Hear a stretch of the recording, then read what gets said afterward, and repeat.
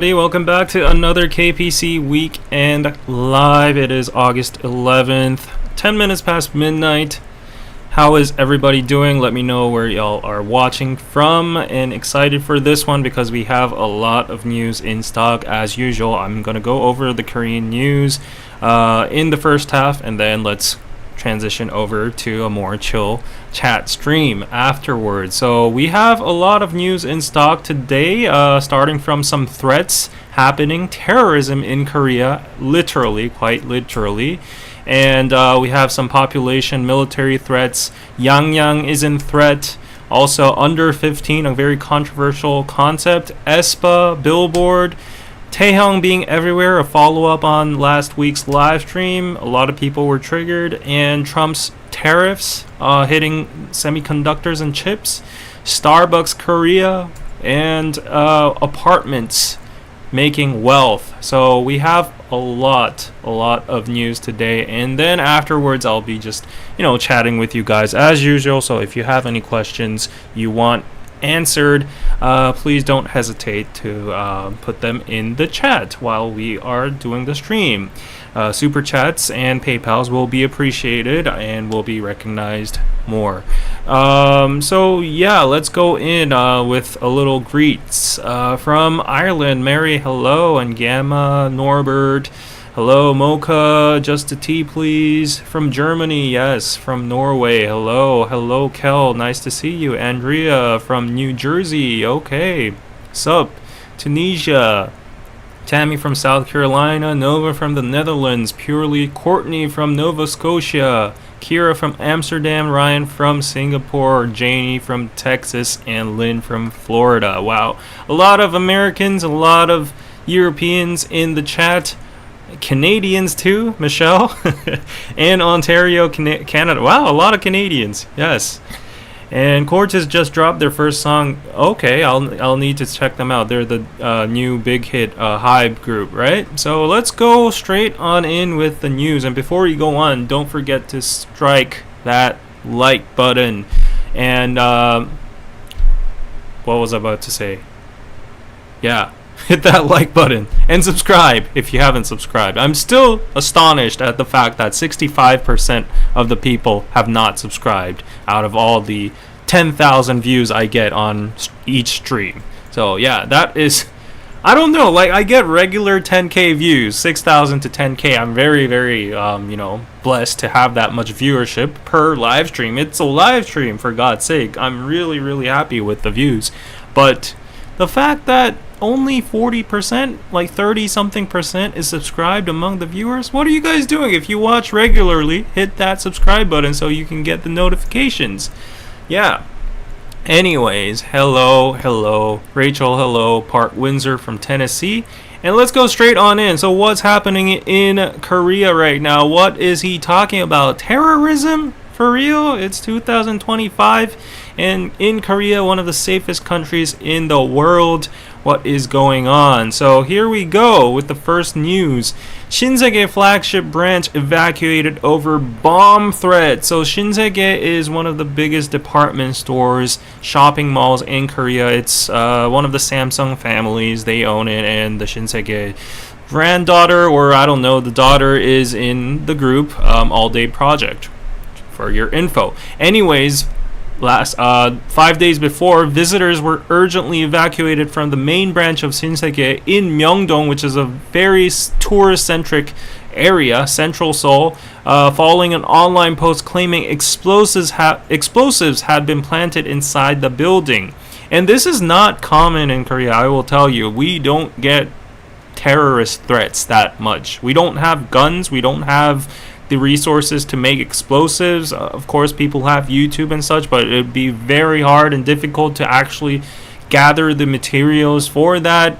We pretty much have good security in the airports, blah blah. So terrorism, bombing, this is like something very distant from us. So everyone was super shocked with this news. So at 12:36 p.m. a message was posted on the online forum that read, "Do not go to the Shinsegae department store today. I really planted explosives on the first floor yesterday. It will blow up at 3 p.m. today.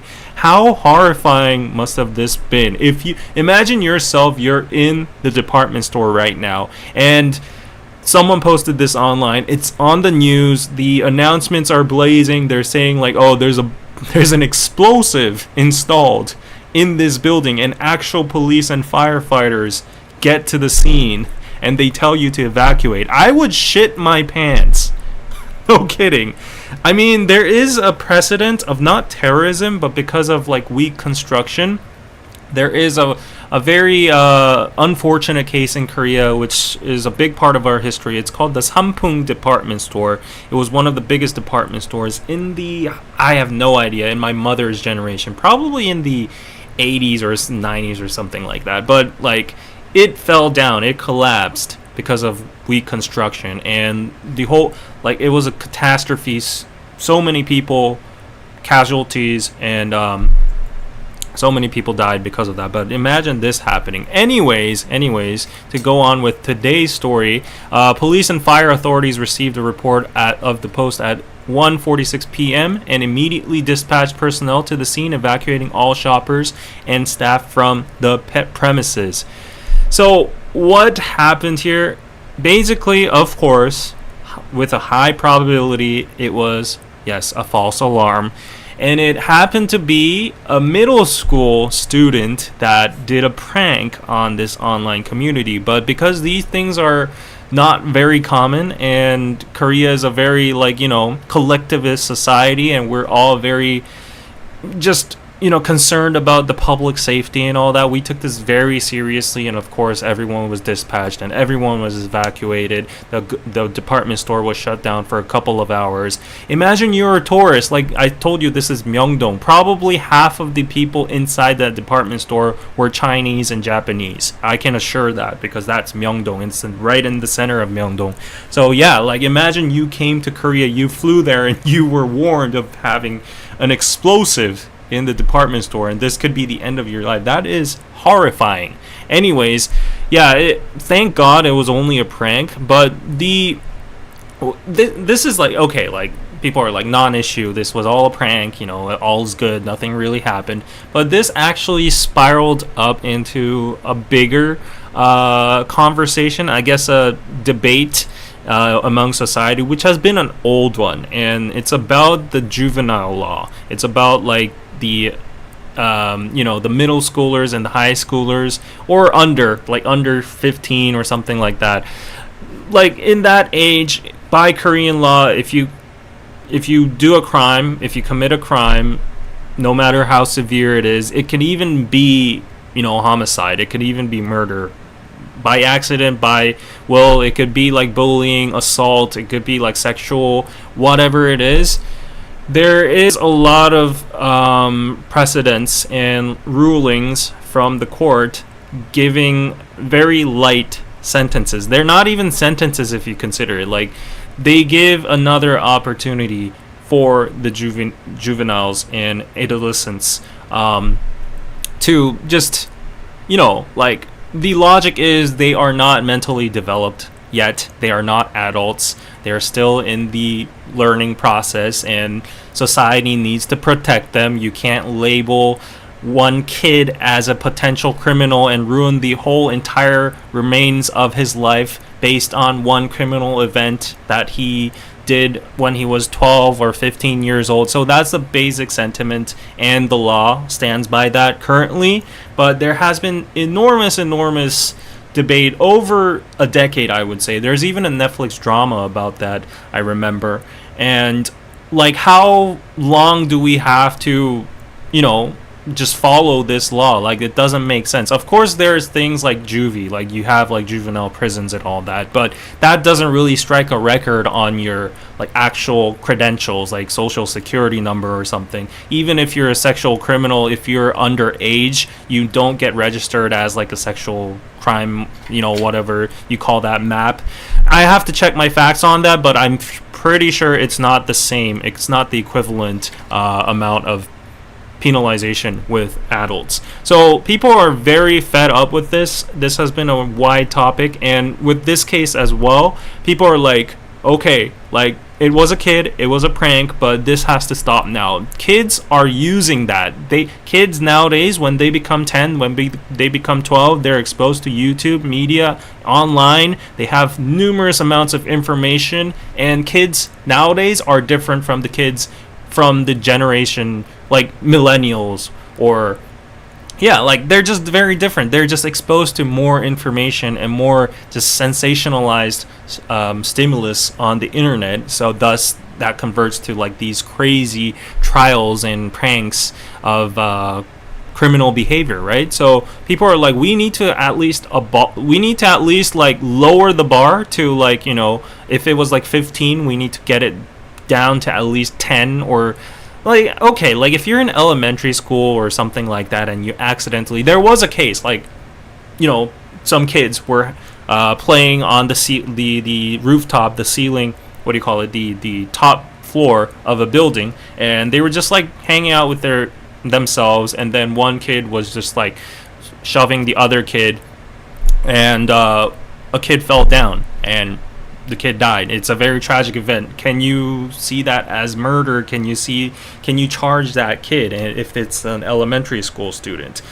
It's a very gray area, right? But then if, let's see, you're in middle school or high school, you have the social, you know, brain juice enough to determine whether this is homicide or not, whether this is assault or not. Like, a lot of school bullying cases happen on the rooftops of schools. It's very unguarded. It's an isolated area. If you were bullying a person and then a kid falls off the roof, then it's on you, right? That kid should be penalized and should be labeled as a murderer. That is my personal opinion. I am sorry if you are on the opposite side of this.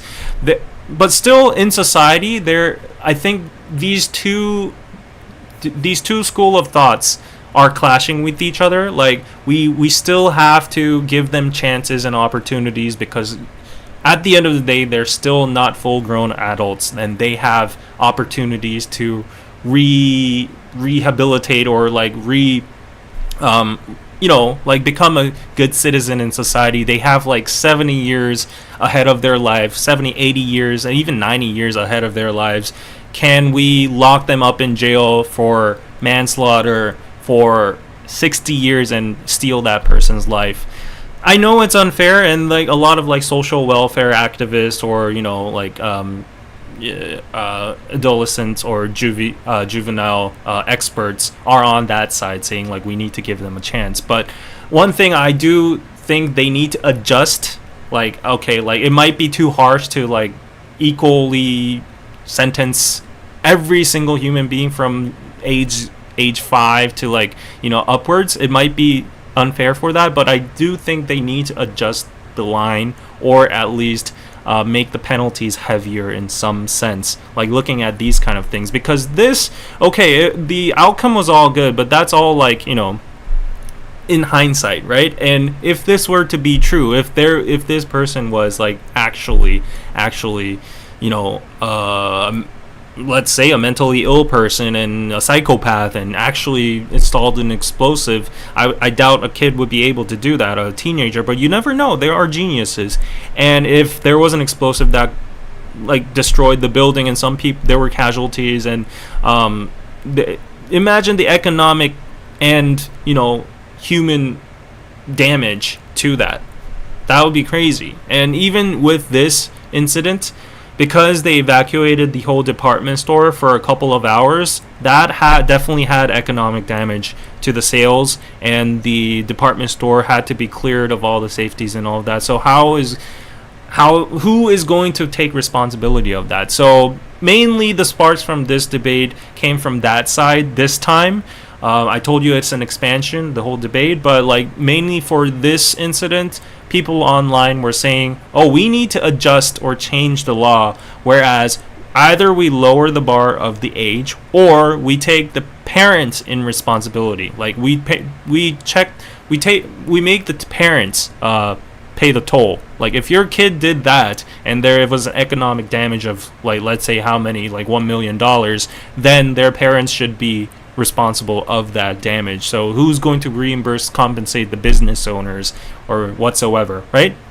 So I mean, that has its like pros and cons and agrees and disagrees too, because like at the end, people were saying in the comments, like this is all like sentiment from like just online comments, but they were saying like, oh, most of the juveniles, the youngsters that do these crimes, they usually don't come from good parental guidance or good backgrounds, good families, and some of them might have been just disowned, or some of them might not have good relationships with the parents, or some parents might have tried, but no matter how much you try, the kid goes rogue or just, you know, runs away from home, and they join these runaway fams. Like these kids, these juveniles gather together and they form like these rings like that do like sexual prostitution and all that, underage prostitution, and the men become the pimps and the girls become the prostitutes. There are a lot of things like that, and they blackmail like adults that sell and buy sex in that kind of ways. There are a lot of cases like that, but like if you haven't been in contact with your child for like 2 years and suddenly this child messes up somewhere and it caused that much damage to a person or an entity or like a business, does that parent have accountability? I don't know. So there are a lot of like things to discuss here. It could be unfair to the parent side or the kid's side.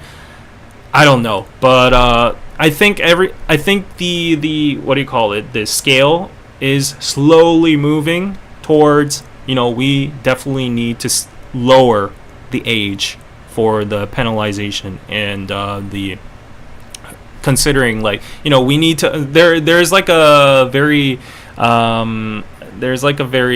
what do you call it, aggressive voice from people saying that we actually just have to abolish the juvenile law, like, at all. We don't need that. I think that's a little bit too harsh. Like, there are accidental cases. There are cases where the kid didn't have like proper education and does not know better. That's not an excuse, but like to think a 7 or 8, 9-year-old kid did something that resulted in a, you know, bad result. I don't know. Like, yeah, like that's for the social scholars and academics and experts to decide, the police force and the judiciary system to all like make a table and discuss about. But I think at least for the public sentiment, people are leaning more towards like, you know, this is bullshit. Anyways, yeah, that is one news that just boiled up Korea for a while. Let me go to your comments and read what you guys are thinking. I'm very interested in your points of views because it's an international chat, right? Let's see what you guys are thinking. Wow, I've been yapping on a lot, so let's see. At least if you crap your pants at a department store, you're in the right place to buy new pants. What an optimistic point of view. Okay, glad everyone was safe. If it's a prank, the perpetrators still need to be punished, juvenile or not. Francesca is strong on this. You're with the Korean public, I would say. And Courtney agrees as well, too. The juvenile law needs to be changed because so many of these young kids literally get away with murder. These kids need to be punished and held accountable. Exactly. I don't know why. Maybe it's short-sighted as like a simpleton that doesn't really know the complications and the what is that, like the sophisticated manner of the growth of a human mind and all that, but it just seems like common sense to me. Juvenile justice, that is the Netflix drama. Yes, it's the same in Norway, a law which a lot of teenagers abuse. Exactly. In Korea, it's getting worse and worse. These kids are getting, they even have guidelines in their Telegram chats for like how to avoid the law and getting penalized. So that sucks, you know? And that's why school bullying is so severe over here because they don't get punished. All they get is like a warning or like a school council where usually the principal or the teachers or the foundation of the school tries to cover up, and the police don't want to make it a big fuss either because it's work for them, or it goes against like the housing prices in that area. A lot of dynamics tied to it, and sometimes the bully might be, usually in K-drama plots, the bully is like from a very rich background, from a rich person's is a parent, and usually like the bullied person is from a poor background, so they don't have the power to go against that person. So I think strong law should be the way to go, but yeah, that's just my opinion. So true about kids using the prank trope. They know they will get away with doing these type of things. The law needs to change. I feel like the chat is vibing with Korea right now. Yeah. And it's probably the heat getting to people messes up your thinking. I don't know about that in terms of kids. Okay, it might have effect with kids too. But yeah, like normal people, even though heat gets up to you, I don't think so. Go after their parents. Maybe parents will start to actually parent their kids instead of letting them roam free. Yeah, but that's, as I told you, there are a lot of different examples and situations per family, so it would be very hard. Like, I'm actually terrified. I want a kid in the future, but I'm like, would I be a good parent? Of course I'd be a loving one, but would I be a good like guidance to my kid? Like, I'm not confident in making my kid go in the right direction. Like, kids, they're independent beings too, right? And if I think of myself, thank God I didn't like sway off too much, but a lot of my friends did. And how do you have to parent? Like, it's so hard because kids have like this repulsive behavior.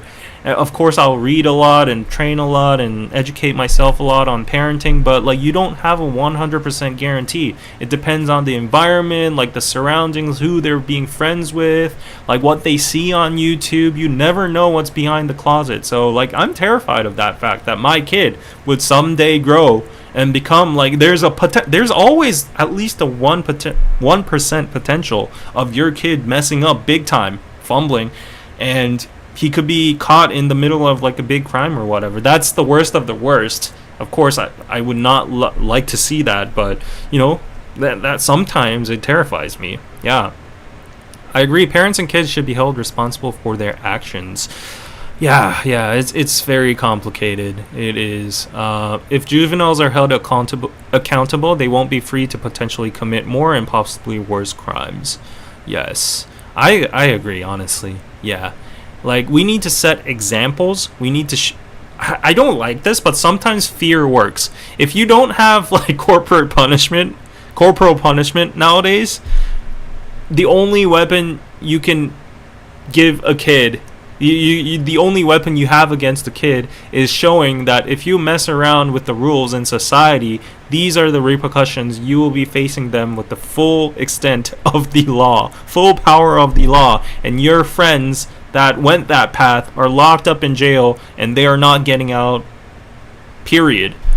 If they have that in their mind, I think it's definitely going to be effective, but as a lot of scholars say, it's not that clear cut. I don't know. Yeah. Yes. Parents should be punished for their kids' runaway in the first place, in my opinion. Yeah, but I feel for the parents too. Even though I'm not a parent, I'm like, sometimes it's just like out of your hands, out of your control. Like, no matter how hard you try. I knew a really nice ajumma that lived next to me when I was a kid, and one of my best friends was the son of that ajumma. But he was a really nice kid until we were at like middle school. We were good friends. We went to hagwons together and we went to arcades together, PC rooms together. Suddenly, when he advanced to high school, suddenly he became like a different person. He started, smoking. He started not going to school. He started riding motorbikes. hanging out with weird friends, joined like this weird circle and dyed his hair and all that. And then his mom would always come to me and like ask like, oh, do you know where someone went? Like, do you know where he went? Can you contact him? And I was like, I'm sorry, ma'am, like I don't like hang out with him anymore because he's kind of different. And she would always cry in front of me, and I could actually see that, and I know I could see like how much she cares for him and loves for him, because I've seen it throughout the juvenile years. Like, you know, we spent it together, but sometimes children just like change 150 180. So yeah, it's very complicated. Anyways, yeah, that was one part of the terrorism happening in Korea. I'm not fear-mongering, you know, about Korea right now. This is legit news. And I told you, it's not common. It's just a one-off thing that happened, but freaked out people because it was such a big-scale event. And yeah, so that's that. But here is an actual event that actually spooked me out, because this is very uncommon indeed. So we're talking about real terrorism here. So there was a Pakistani member of an international terror group caught working at an Itaewon shop, and this person was a serious terrorist. According to the reports, I saw some details about it, but let's go into this article. The South Korean police have arrested a Pakistani man working as a market clerk in Seoul's Itaewon district. Of course, it's the international district. That's where a lot of the foreigner population works. Who was found to be a member of Lashkar-e-Taiba, LET, the terrorist organization behind the infamous 2008 Mumbai attacks. If there are any Indians in the chat, if you can refer to what that is, yeah, that would be really great. Officials of the police agency said the suspect in his 40s was arrested in violation of the Act on Counterterrorism and Immigration Act. He was nabbed in Itaewon on August 2nd, where he had been working at the local mart. Investigators found that the subject joined the LET in Pakistan in 2020, underwent training in the use of weapons and infiltration tactics, and was accepted as an official member of the organization. He entered South Korea in December 2023 using a visa he obtained from a South Korean consulate in Pakistan that September, allegedly by posing as a businessman intending to establish a business in the country. This is crazy. This is crazy. No background check done, right? Well, good job for South Korea capturing him though. Like, wow, this is crazy. Like, to think something like this would happen. I would have never imagined something happening like this in Korea, right? Like, I've never seen an actual article saying like a foreign terrorist came to Korean soil and was either in hiding or was scheming something. But this is very, very scary because of the fact that this person was camouflaged in broad daylight in one of the biggest populated, busy areas, Itaewon, and he was just there as a store clerk. Who knows what his next move might have been. And yeah, like I'm actually surprised that the Korean government, the police force, actually found him. That's, yeah, good work. Yeah, I don't know why the chat has frozen, but okay, there we go. Yeah, wow, okay, 2611 Mumbai. So yeah, it's a recognizable terror. Oh my gosh. Yeah, like that is crazy. Indian here, you can consider Mumbai attacks as 9/11 of India? What? They just attacked around 30 people in India just because they were Hindus in front of their wives and children. Oh my gosh. The 9/11 of India. So this guy was colluded in a very, very infamous attack then. Wow, this is serious. Oof, that is crazy.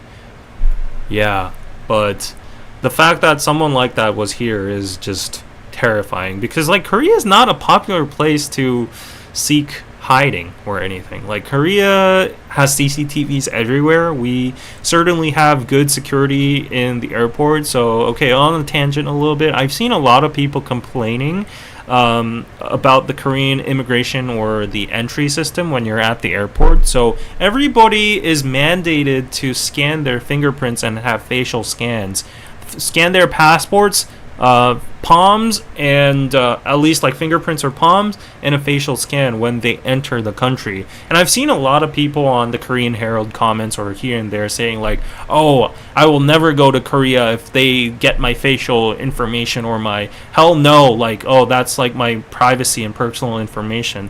But like, I was kind of confused because maybe I'm just so used to it. Isn't that the norm for all the other countries? For instance, like I went to, maybe not for Europe, because like Europe was pretty much free to travel around the borders. I don't know how it works around there, but when I went to the US, for sure, I think they had like a facial scan. I was staring at a webcam. In Singapore, I had that. Well, Singapore is very similar to Korea. When I went to the UK, I don't remember, but like, isn't that the norm? But I think like for Koreans, we're in a very controlled society anyways, and we like it that way because that's... I hate this logic of like, okay, Korea is so safe because it has CCTVs everywhere. That doesn't stand because, okay, it does take into account, it does have a big thing in public safety because we have all the credentials, all the personal biometrics in the database. It's so easy to track down a criminal via CCTVs. We have a lot of them around Seoul, so definitely it takes into account when it comes to public safety. But we could counter argue, like, you know, like in London, there's more CCTVs per region or per whatever, per density than Seoul, and the crime rates there are higher. So like, there is a mixture of like the well abiding, obedient collectivist culture, the Asian culture, and also the CCTV. So in general, what I'm trying to say is Korea is a very safe place, and Korean people prefer that. So we don't have a problem on face scanning or submitting our fingerprints or whatever. But like, I've seen a lot of people, especially from developed countries, saying like, hell no, I'm not going to Korea just because of that. Yeah, like that's crazy. I don't know. Like, if you're gonna enter a country, you need to abide by the laws, and like, that's why this is so shocking to me, because like, how it says he got a visa, or like he got like some kind of he got a visa, but like, didn't they do background checks? Like, what? Like, I'm pretty sure the Interpol or some of them had like his face or his credentials or something, but like, the fact that he just penetrated all those safes and just went in is crazy to me. Yeah. Yeah. You get your photo taken when going international when you go through customs. Not so much for palm scans though. We have biometrics for everything. Yeah. We have to go through 2 doors. So we have like, it's very fast because nowadays we don't have like human inspections or anything like that. I think it's different for internationals, but at least for Koreans or like adjacent countries, we have just like automatic customs doors. So they're like two doors. First one, you scan your passport, it opens. Then you go in, you put your palm up or your finger up, and then it scans your face, and you have to be, you know, hat off and all that, and then it scans your face and finger, and then you're free to go. So yeah, that's how we do the immigration nowadays. Yes. When you go to the airport, they have to take a picture of your face. It's normal. Yeah, right? What I can't understand what LET has to do with South Korea, it just doesn't make any sense in my mind. Yeah. Who knows? Like, we'll have to have further investigation about this, whether this person was scheming something. I highly doubt that. I would say like he's in hiding, or either like it's wild to assume that it's a he. It could be a she, who knows, but yeah, probably a he in my opinion. But he was probably in hiding, or maybe like he wanted to, like, there are tons of scenarios. He might have wanted to escape the terrorist group, get a new life, start over in a nice country. So Korea's a welcoming country, and yeah, Itaewon's a very global place, nice to mix in, and he got a job here and was living a normal life, but then the popos caught up to him. So yeah, who knows?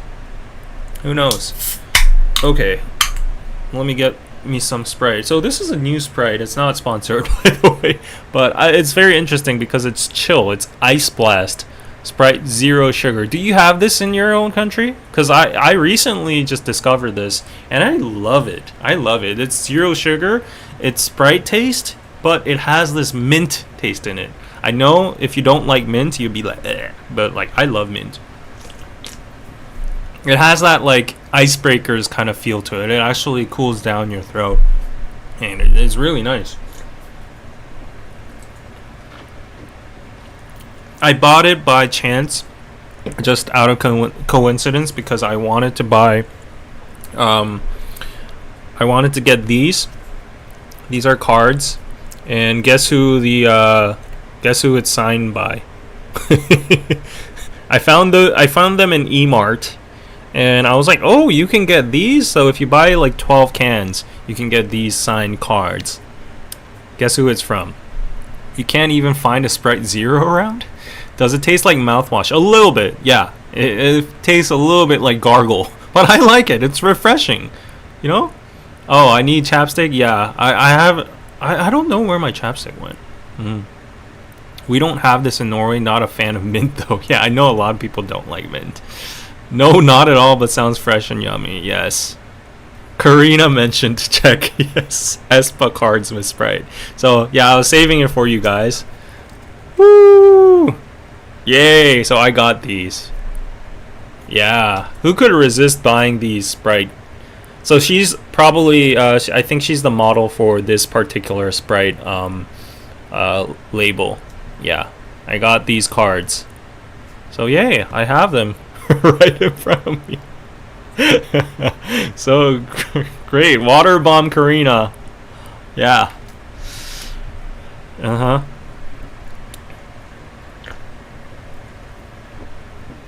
Karina check. Yes, I just wanted to brag about that. Yes, so I got that check. Anyways. Great marketing. aespa, yeah. So let's go on to the next news. We have some more security threats in Korea, and this one I think is a pretty serious one. It's not a one-off situation like the department store prank or the terrorist hiding in Itaewon. This one is actually a existential crisis, a national security problem, I would say. And it's about this, our military structure. So who will protect the country? Military troop numbers reduced to 450,000. This is an all-time low. And the Army's personnel decreased by more than 100,000 in 6 years, from 560,000 in 2019 to 450,000 in July. 17 units above the division level evaporated. This is crazy.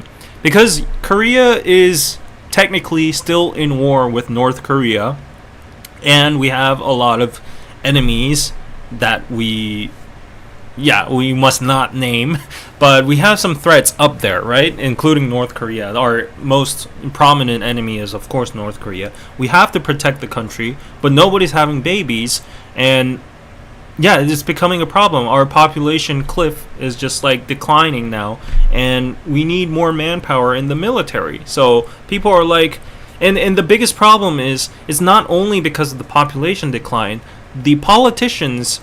So I'm 50-50 on this. People say we need better treatment for our soldiers. I'm 100% yes for that. Better treatment in terms of welfare, pay, infrastructure, like where the barracks they stay in, like, you know, less harsh training in terms of like what do you call it, like demoralization or brutality in the military, stuff like that, and food. We need better treatment, and in social status and recognition of our soldiers, we need way more respect towards them. I have nothing against that, but with that as a package, what the Korean politicians always pledge is, oh, I will reduce the current military term from 24.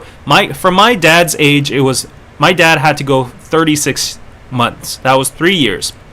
It got reduced every single presidential election, or what do you call them? The parliament elections. Every single election we get, the politicians pledge that, oh, I'm going to reduce it to this much. I'm going to reduce it to this much, this much, this much. When I was in the military, it was 21 months. After the next president, it became 18. Now it's only 18. That's less than 2 years.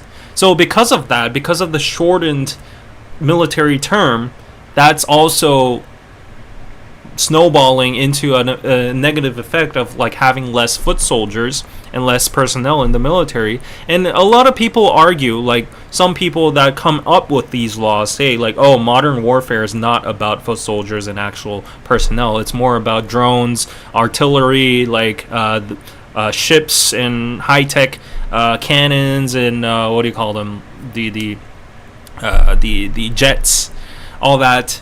And yeah, to some extent I agree. Like if we are able to get like those Tesla humanoid bots adopted soon, and they could replace the foot soldiers, but they will never be 100% able to replace an actual human commander with their tactics and ordering. The maybe in 2070 or 80, like AI is developing really fast. Who knows? They probably have one of those crazy AI soldiers in somewhere in the US Pentagon or Lockheed Martin. But yeah, for now we still depend on these foot soldiers, and it's a huge threat to us because Korea is one of those countries that is actively in war, and we have a military period. We have mandatory military. And North Korea, on the other hand, quite ironically, they are having an increase in their population. I'm not sure about an increase, but at least they have way more than us. They have way more foot soldiers than us. And the reason to why we almost lost in the Korean War back then was because of the sheer difference in the number of foot soldiers.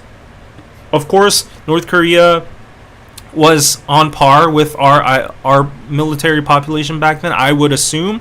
But then because the Chinese came in and they just like pushed us down with, like, when I hear my grandpa stories and a lot of vet stories, like they were pissing their pants when they heard and saw the Chinese soldiers actually pushing down. Like they couldn't even count with their eyeballs, and they to an extent, a lot of people said it might be an exaggeration, but some people say that the amount of ammo wasn't enough for one head for a Chinese soldier back then. So that's pretty scary if you think about it. And we call that 인해 전술 in military Korean warfare terms. It's called like just pushing down with numbers, and that could happen again. Who knows? Yeah, so it's very concerning. It's very concerning, and I definitely do not think the term should be shortened just because the politicians want to get favoritive votes from like the kids or moms that don't want to send their precious kids for a long time in the military. They should look out for their country, and their parents and their grandparents fought and shed blood to secure and protect this country. So it's like a sacred duty as a Korean citizen. If you are living on this soil, like inconvenience in with all this safety, with all the perks you have in this society, if you are not unfortunately, like if you are born as a man, it's a duty as a man, and you should have responsibility and accountability for it. That's what I believe, but this is very, very concerning. Yes. So I won't go too much into the details. I just read you the headlines, but yeah, that's what's happening.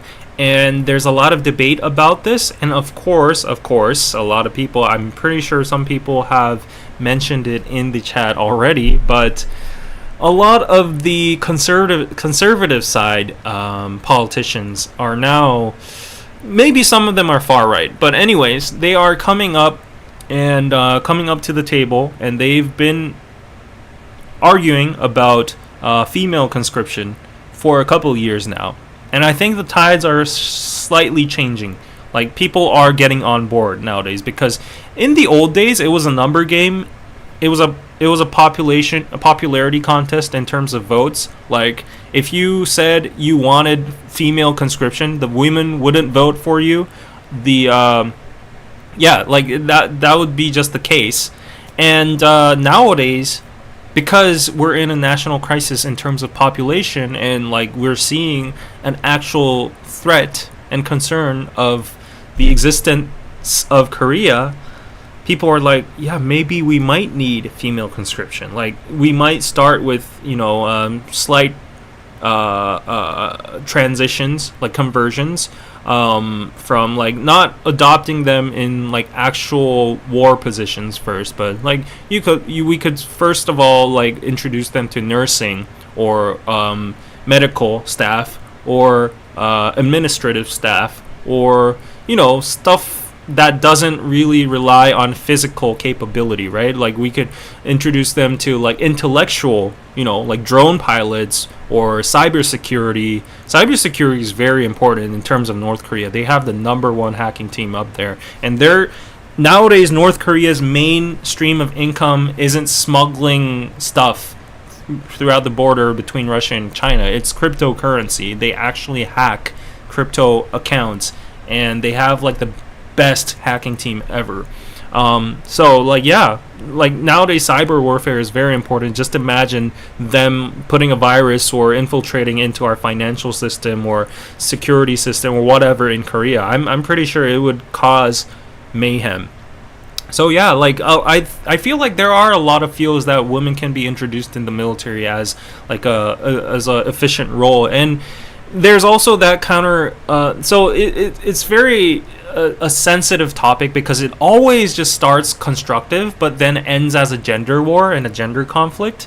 But you know, like it always ends like there are people, I'm not saying they're wrong, but technically what they're saying is right, but it always just triggers the opposite side. Maybe it's the way it's delivered, but people say if we are able to have officers and higher ranks for women in the military, then why can't we have just low ranks or just mandatory conscription for females as well? Like why do women only get the privilege of getting to be only high ranks? So right now women can apply to become officers and official military soldiers, and they could get like proper salary. They can become policemen and all that. But then why are they exempt from actual mandatory military service? It doesn't make sense. And then then comes in like, well, women take the toll of like pregnancy and all that. They take care of like the population, so you know, and they also go through like the glass ceiling, and there's like discrimination of salary, and it's very hard for a woman to come back and associate in society again, socialize again, blah blah blah blah. But then nowadays, I said the tides are turning. It's the tipping point, because women aren't having babies, so that counterpoint isn't really working anymore. Like if the women's side is to argue, we take care of the family, I mean, it's a very weird way to say it, but we are in charge of the population, the repopulation of Korea. If they are to stand by that logic, then there should be a surplus in population. That's the only way. The premise should be for that logic to make sense, right? But because that's now tilting and women are choosing not to have children, then it should be an equal playing field for mandatory conscription, right? So yeah, I think in the near future, I would say give or take in 10 years, I think female conscription is going to become a real thing. Yeah, that's what I'm seeing, because even the lawmakers have no alternative solution for this. So yeah, and a lot of policymakers are now coming out in debates referencing Israel and Norway, saying like they have mandatory conscription for women too. They have no women can perfectly serve well. Like what's the problem? But then it's a very sensitive issue because we've been like this for so many decades, and also the lawmakers are very afraid of losing votes. But now, because this has become a national consensus about the population decline and thus a decline in military manpower, it's become a real thing. So yeah, I don't know what you guys think about this. Let's go through the comments again. Let's see. Which country has like a mandatory military service? It seems strange when there's more than 50 million people in your little country. Yeah. Korea's security architecture relies heavily on U.S. support anyways. Given this context, isn't the size of the SK military less relevant? That is true. But nowadays, a lot of people are concerned about U.S. presence as well, too. There are active conversations between the U.S. government, the Pentagon, or whatever, saying the U.S. is saying that, oh, we're done with the world police role. Like, we want to actually pull our troops from Korea, or at least get paid more or downsize. So U.S. military presence and its importance is not importance. Importance is up there, but like its presence, or at least from their side, they want to retreat or downsize, at least for the Trump administration. And also with the current tariff wars and all this broken trust between the countries, people are like, we can't rely on the U.S. anymore. And the prime example for that was between Ukraine and Russia. So I'm not going to get too deep on this because this becomes too geopolitical and yeah, it gets messy. But when we saw the example of Ukraine, a lot of people came up on forums and debates saying that, oh, we need to wake up, because that's what the U.S. is going to do to us when shit hits the fan. If North Korea or China actually invades and there's actual what do you call it, a possibility of a World War III, a full-fledged war, will the U.S. risk their own internal economy, send over their troops, their own men with families, and dedicate, like, they don't have any responsibility to do that or anything. We're not like entitled to anything, but we're just saying, like, it's not going to be like that. So we need to be prepared too. That's why a lot of alternative streams of thoughts nowadays are introduced by a lot of policymakers, saying like, we need to get the approval to make a nuke for ourselves, nuclear deterrence or deterrence, and at least get a strategic nuke signed by the US so that we can share their nukes, at least something like that. So there are a lot of alternative methods that are popping up, that are being discussed nowadays. So at the end of the day, even though manpower isn't that crucial in terms of modern warfare in the Korean Peninsula, well, in the long game it might be against whoever the foe is. So yeah, it's always good to be prepared, right? Yes. Meanwhile, my country is super overpopulated, underdeveloped. Which country are you talking about? I don't know. Let's see. Singapore is running out of men for the military as well. That's why I get called up for reserve force training every year now. But not going to complain because I can clear my cycles faster. Okay. Yeah. I'm done with the reserves. I think I'm doing like now just mandatory education. So I don't actually go shoot or camp or anything like that. Yeah. How they protect women from harassment in the military? Make separate dorms, separate, training fields. Yeah. If women are going to get conscripted to the military, then there's going to be a lot of them, so it's probably going to be separate, right?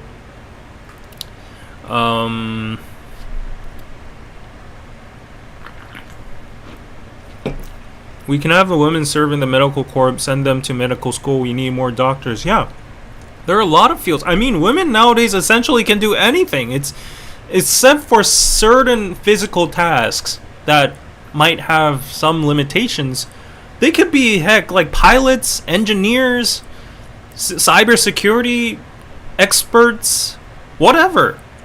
They could go drive tanks, anything, submarines. Yeah. So I don't think it's a deal of physical limitation. Like, you know, there are some extreme ones that would be hard for a woman to do, like to compete against actual male. But still, like in most cases, like shooting guns could be, you know, it's the same. It's funny how women want equality, but when this type of argument is brought up, they always say that they shouldn't be drafted to the military. Yeah, that's why a lot of people are frustrated. Yes. And that's why it all becomes a gender conflict. Yeah.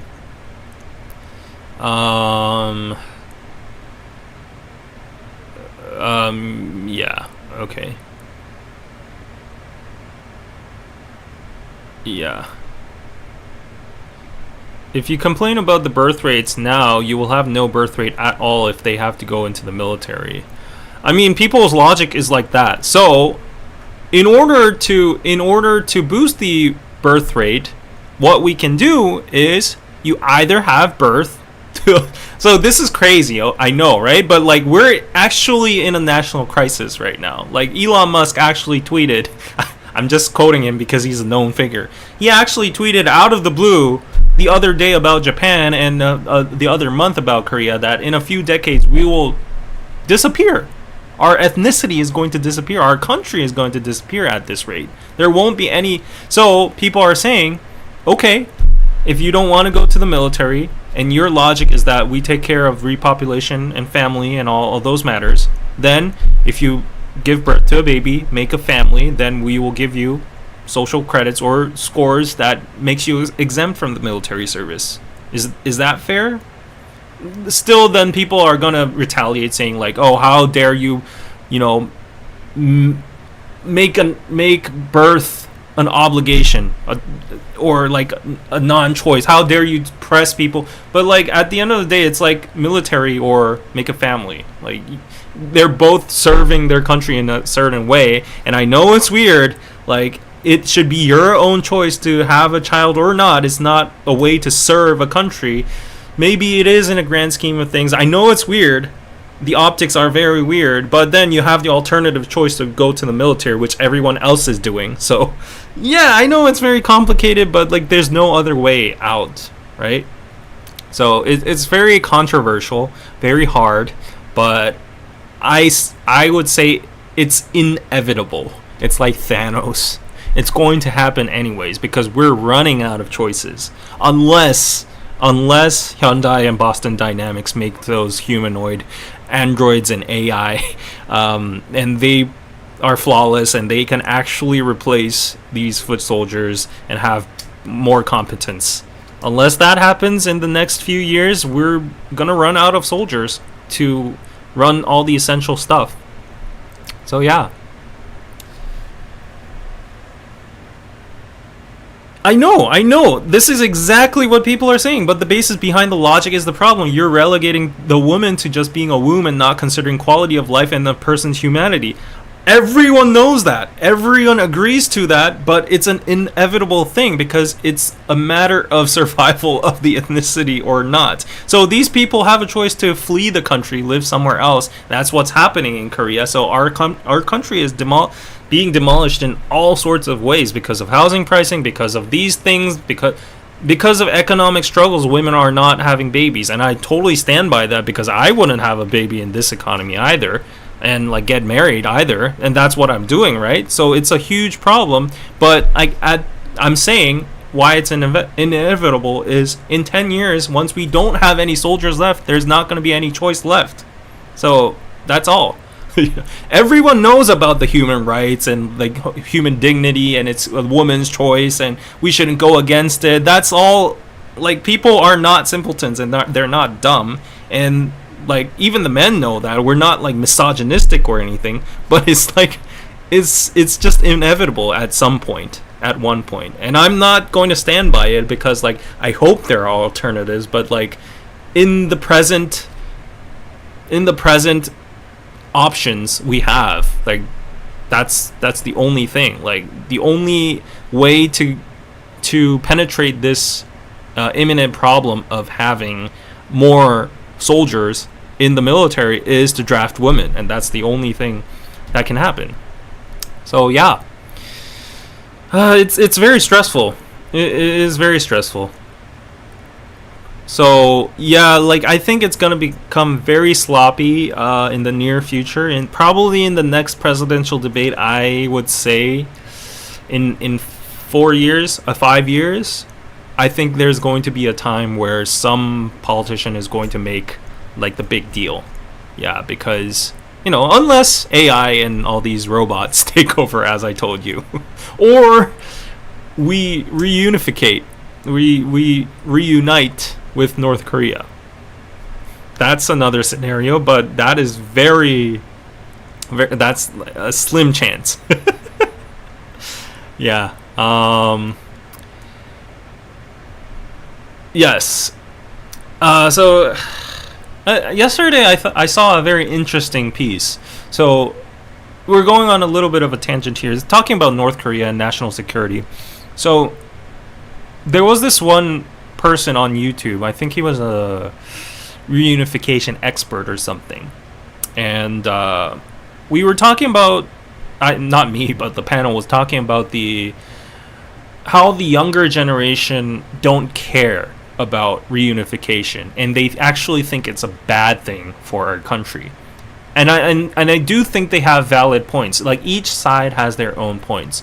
So the point that opposes to reunification is, we're a thriving country, we're doing good. If we reunificate, we'll have to take in all the immigration. There's going to be social havoc, and we'll have to educate all of them. The tax welfare system is going to get messed up. It's a huge imbalance, so there's going to definitely be some kind of social discrimination and all that kind of stuff happening. How are we going to actually make a unified government and make decisions on a unified front? Blah, blah, blah. And yeah, so there are some points over there. And the pro reunification side is like, oh, they have a lot of natural minerals and resources up there. We can use their manpower. We could connect the Eurasian rail to all the way to Paris via Russia and all that. It could boost our logistics. We wouldn't have to do, like, so much heavy training and mandatory conscription for the military. Our economy is gonna grow big in the long term. Blah blah blah. So a lot of sides are in conflict with that. But the professor said something that really struck me hard. He said he saw a lot of interviews about this on YouTube or in the media, asking young people, do you think we should reunificate? Do you think Korea should become one? And there comes the answer, yes or no, right? But the professor pointed out that shouldn't be the question. The question should be, if North Korea were to collapse, who do you think it should become one with? And that just shifts the whole mindset. So he's basically asking, there's a big probability of the Kim Jong-un regime or North Korea collapsing by itself, by a coup, or like by famine or something, or poverty or something like that. And if it comes to that case, do you think, if we don't prepare for it or we don't actively reach out for reunification beforehand, do you think Korea is actually going to be able to claim North Korea in those kind of circumstances? He argued no, because then China's going to step in. Maybe Russia or the US might step in. Like, all these parties, especially China, is going to step in because they already claim that North Korea and Korea is part of their history. There's a lot of Chinese population, and they're more politically close to China, right? So the professor was like, if you change the question to that, then the answer becomes 100% yes, we should reunificate with North Korea. So I was like, wow, That is a really eye-opening way of thinking, right? Like, rather than asking the question, should we do it or not, think of the scenario that they collapse. Like, do you think we should become one? And people have that, in their unconsciousness. Like, yeah, we're the same ethnicity. We use the same language. We have the same surnames, family names. We share the same history. So, of course, they're ours. Like, they're part of us, and we have to reunificate in that case. But then he's like, will that actually happen, though? So, yeah, he has a fair point, I would say. And my point of view actually kind of twisted, too. I was like, yeah, a lot of people are indifferent about reunification and all that because of the costs and all the risks that come with it. But if you think about that, isn't it worse to have it stolen by another country? So, yeah, like that is something to think about. And I was like, oh, yeah, in that case, we should take the risks and actually, I think there might be even more pros than cons. Like, our construction business, businesses, industries are going to bloom. We'll have so much to develop up there. More tourism, more resources, all that kind of stuff. Of course, there's going to be a lot of rehabilitation fees, and we'll have to figure out like the social systems and all that. But yeah. Anyways, that was some food for thought yesterday I saw, and it was very interesting. Yeah. Thank you, Kim. Now, why is that so funny while I'm talking about North Korea right now? Thank you, Kim. The most famous Kim in the world. They say, a lot of people say, like, who's the most famous Korean out there? They say it's not BTS, it's not Son Heung-min, it's not anyone else, it's Kim Jong-un, and that is probably true. Yeah, Kim Jong-un is probably the most famous Korean out there right now. Yeah. Let's see. Practically impossible. Germany managed to deal with things. Yeah. No point to reunify. Have mercy on the world. Is the presumption that South Korea would lead the reunification? I don't think anybody in the South right now has the will or motivation to lead a reunification.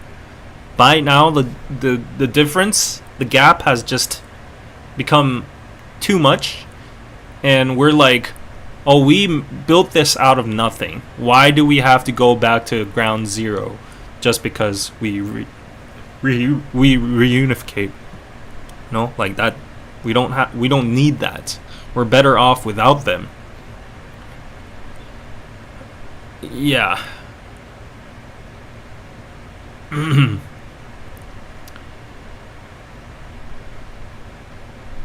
Where can we watch this debate? This is in Korean, so I doubt you could. Well, if you just, I'm pretty sure if you go to the Korea Herald or the Times and type in the right like keywords about like debate reunification or debate women conscription in Korea, you'll see a lot of news articles with the oppositions and the agrees. I feel like you don't need reunification, but maybe just the opportunity to allow citizens to travel. Why not just let the two Koreas be its own entity? Yeah, that too, but then we have too much concerns on our sides. We're already, like, concerned about espionage and spies and infiltration and all that. So, like, without setting an actual peace treaty that doesn't really mean anything, yeah, it's going to be very hard to pull that off. Because we've had peace treaties before, and time after time, North Korea just teared it up, and they just bombed one of our facilities or an island or something like that. So, yeah.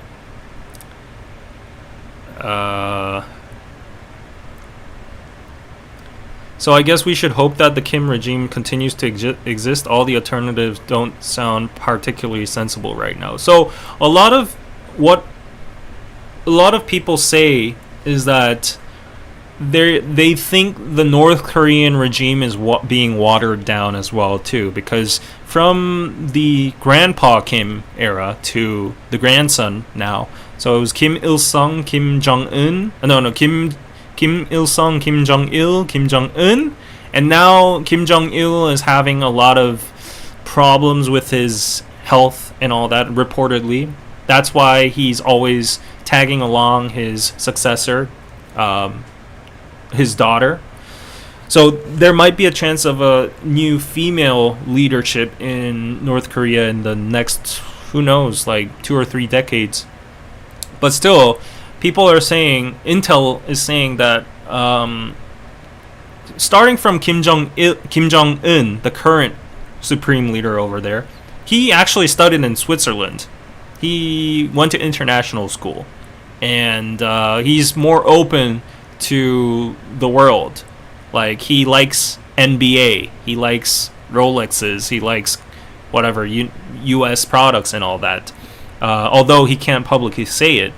So, and of course, if you're living in the 21st century in this modern capitalistic world, it's hard to be like a isolated country entirely, right? They always smuggle in. He loves Mercedes. He has like a S-Class. He has like Maybachs and all that. And people are saying, like, their mentality is opening up. Their infrastructure is catching up too. Like, if you see like North Korean vlogs nowadays, even though people argue that a lot of them are facades, which they are, but still facades being facades, the fact that they have the technology and the skills to build that kind of stuff, and they have like hacking groups and all that, they have their own places of expertise.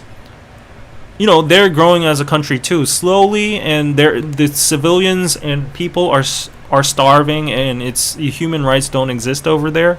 But still, as time goes by, it's advancing like that. And I don't know why, but people seem to be a little bit.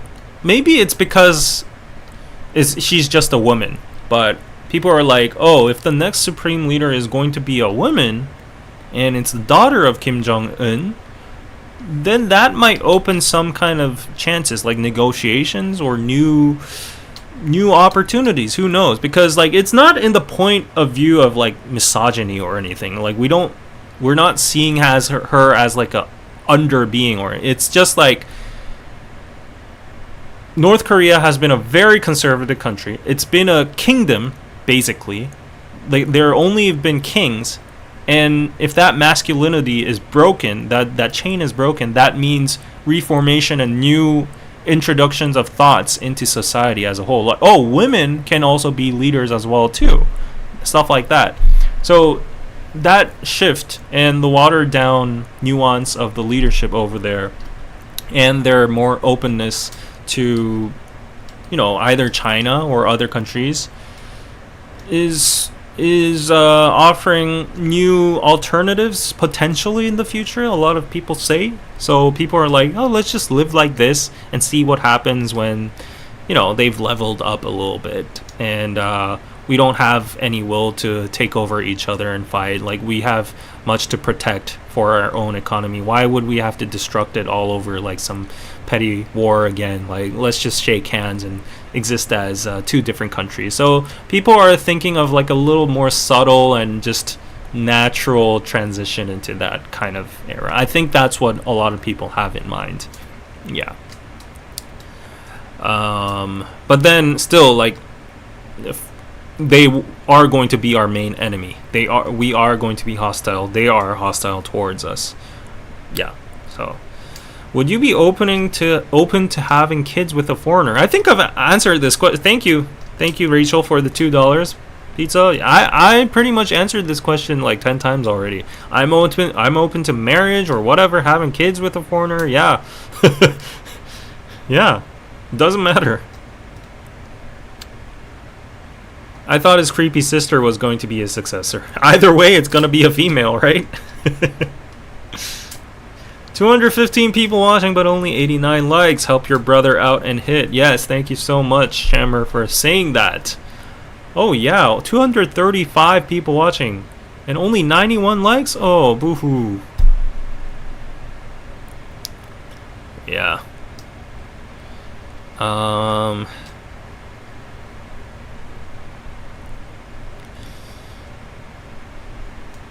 I think if anything, she might be worse because people are underestimating her, and she may want to carry on her father's legacy. Oh, that's another point of view. Yeah, that's actually a valid point of view too. But then kids.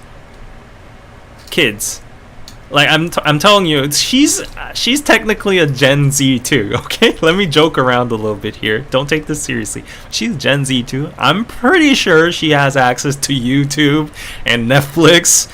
And there was one funny thing. So I think it was on PlayStation 2 or something. I don't play console games, so I don't know anything about this. But there was this once news about a console game that has like an online. You can see like the players online in each region and where their IPs are coming from. And there was one spot coming from North Korea from a particular game, whether it was Counter-Strike or what, I don't know.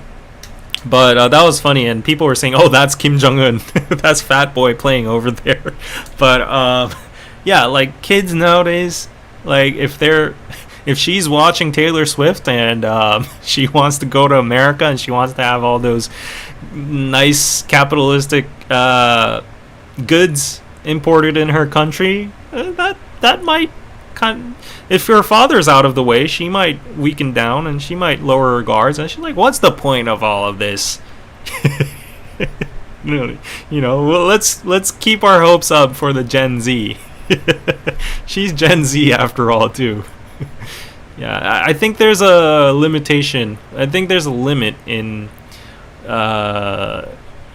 controlling the amount of information and media infiltrating even a country like North Korea.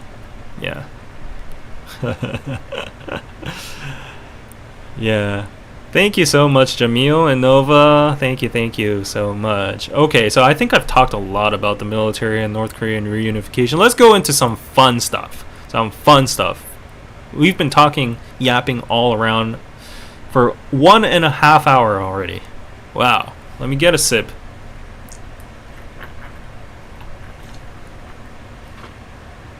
Imagine Taylor Swift being the reason North and South Korea have reunification. That could be true. That could actually be true. Like, this is not a crazy scenario. Let's say she has a crush on Taylor Swift or like an American artist, and that person is coming to South Korea for a concert, and time has passed. It's like 2050. We're not that hostile towards each other, right? Like, I'm just presuming we're not that hostile to each other, and we're having some kind of interactions between the two countries, and she's like, you know what, like, I want to go see her in person. She flies over and she's like, oh, this is good. That's how the Olympics work. That's the exact logic of the Olympics. It's sports, there's entertainment sectors, and that's where, like, it's non-political and there's supposed to be peace, and it's a medium for that, right? So, like, we're talking figuratively in Taylor Swift, but, like, in the grand scheme of things, that could be the trigger point. Like, there are bands like U2 that preach about world peace and all that, and there could be a reunification concert. We've had similar stuff in the old days. So, yeah. And we had Red Velvet go perform in front of Kim Jong-un, I think. That was funny. That was random. Taylor Swift concert in 2050. How old is she gonna be? But, like, considering Oasis and all of them are having concerts still, you never know. If Taylor Swift managed that, she would deserve a Nobel Peace Prize. Yeah. I heard that Donald Trump is becoming a potential candidate for the Nobel Peace Prize. And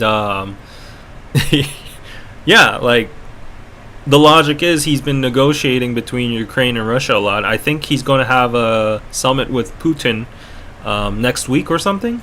And he's actually, like, technically ended a war between, where was it? Cambodia and, where was it? the neighbor country. And in Korea, there were talks about it because he's friends with Kim Jong-un or something. Something like that. So, yeah. POTUS might get a Nobel Peace Prize. Who knows?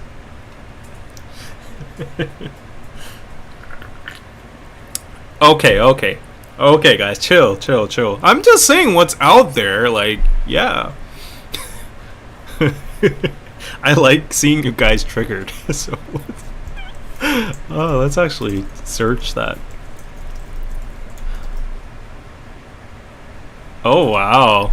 Look, see, like these are Korean articles over here.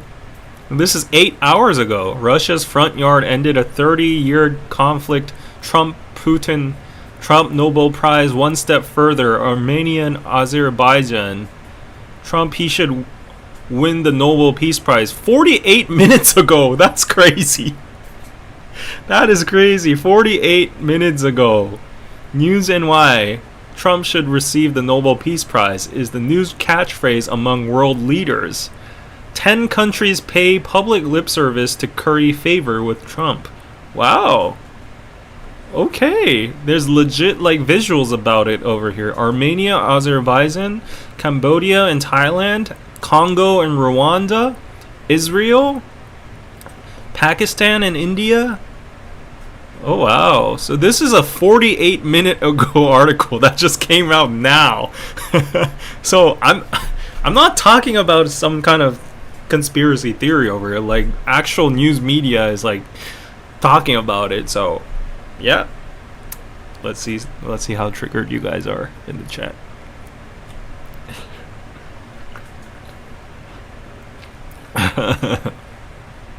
I'll believe it when I see it. Come on, David, the morning was starting off so well. It won't happen, he's a... Say what you like, David, trigger or not. I haven't seen the chat so active. Maybe I should speak more about... yeah. Rest in peace, Price. You know, like... There is a former Korean president named Kim Taehyung who got the Nobel Peace Prize. I didn't get to see it when I was in where was it? Where was the Nobel Peace Prize Museum? I think it was in Oslo when I was in Norway. I didn't get to see it because it was heavy rain and like you had to pay to go inside, and I was like, no. I went to the actual Nobel Prize place in Stockholm, so yeah, skip that. But yeah, so anyways, there was this Korean president that got the Nobel Peace Prize, and still, like, it's the same thing with you guys. Like, I'm not gonna get into American politics, but I'm just saying the president who got the Nobel Peace Prize in Korea, half of the whole country was grossed out by it, and half of the country was approving towards it. So what happened is, the logic behind why he got the Nobel Peace Prize is he collaborated. I think I'm not that like informed about this because like this was when I was very young. But basically, he tried to make peace with North Korea. He sent a lot of humanitarian aid to North Korea, including rice, crops, livestock like cows, and I think he also tried to do like reconnecting disconnected couples during the Korean War and all that. So for all his efforts, he got nominated and he actually won the Nobel Peace Prize. So on the surface level, people are like, what's the problem with that, right? He did a good deed. But half of Korea, which are the conservatives, were like, oh shit, that is not the Nobel Peace Prize. It's all about politics, guys. Like, it's all about optics and politics, how you view it. He basically threw our tax money to North Korea, the North Korea regime that we know that that rice is not going to get distributed to the common people, that is just making Kim Jong-il's belly more fat, and also that kind of national wealth that we're sending over is not going to come towards us in the act of peace. It's actually going to make them thrive more in the direction of making nuclear missiles and artillery towards us. And result-wise, after a decade now, a couple decades now, that has been realized in some manner. Like, I don't know if it was a cause and effect kind of thing, but people back then, we were more hostile towards North Korea because the Korean War was more close in terms of time, right? And people were like, no, we should not help North Korea because they will backstab us. They will use that against us. So why are we doing this out of the name of humanitarian aid? That doesn't make sense. And that is not peace. It's actually instigating more war and threat to us in the future. So, both sides have their point, and to this day, so Kim Dae-jung's 햇볕 정책, it's coined the sunshine policy. You can Google that. The sunshine policy, by one side, is still tormented with the narrative that it's because of him that North Korea now has nukes. They're threatening us still, and all that, where we could have just dried them out. And the opposite side, the Democrats, are still like, no, he was a symbol of peace and we should, bear his spirit. It was an honorable thing to do. So it's all like that. So, yeah.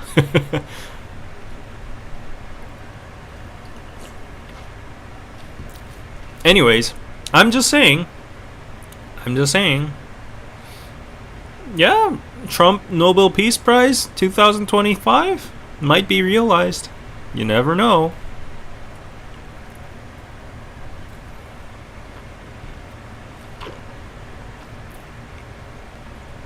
Okay, I promised I'll go into the fun stuff. So let's go into the fun stuff. So if you ever visit Korea and if you want to go surfing, there's a lot of sarcasm about this too. But anyways, there's a region called Yangyang. It's in the Kagong province. It's in the east coastal sea area of Korea. A little bit up north, closer to North Korea. I'm talking a lot about North Korea today. But anyways, it's the mecca for surfing. Or flirting? What is this article about? So, Yangyang, a coastal country in Kagong province, is home to the scenic mountain ranges and picturesque beaches such as Surfy Beach, Korea's first private beach catering exclusively to surfing enthusiasts. So, I think like 5 years ago, there was a huge trend to go to Yangyang and surf. To be fair, why I laughed before is because surfing is not a very Korean thing. It's just not a sport that is very popular over here or can be possible over here. Let me explain. The tides here aren't very strong, nor are they high enough for surfing. I've been to some surfing spots that are known to be the surfing spots in Korea, such as, I didn't go to Yangyang, but other Gangneung beaches. They're all the same. They're all on the east coast, like 1 hour away.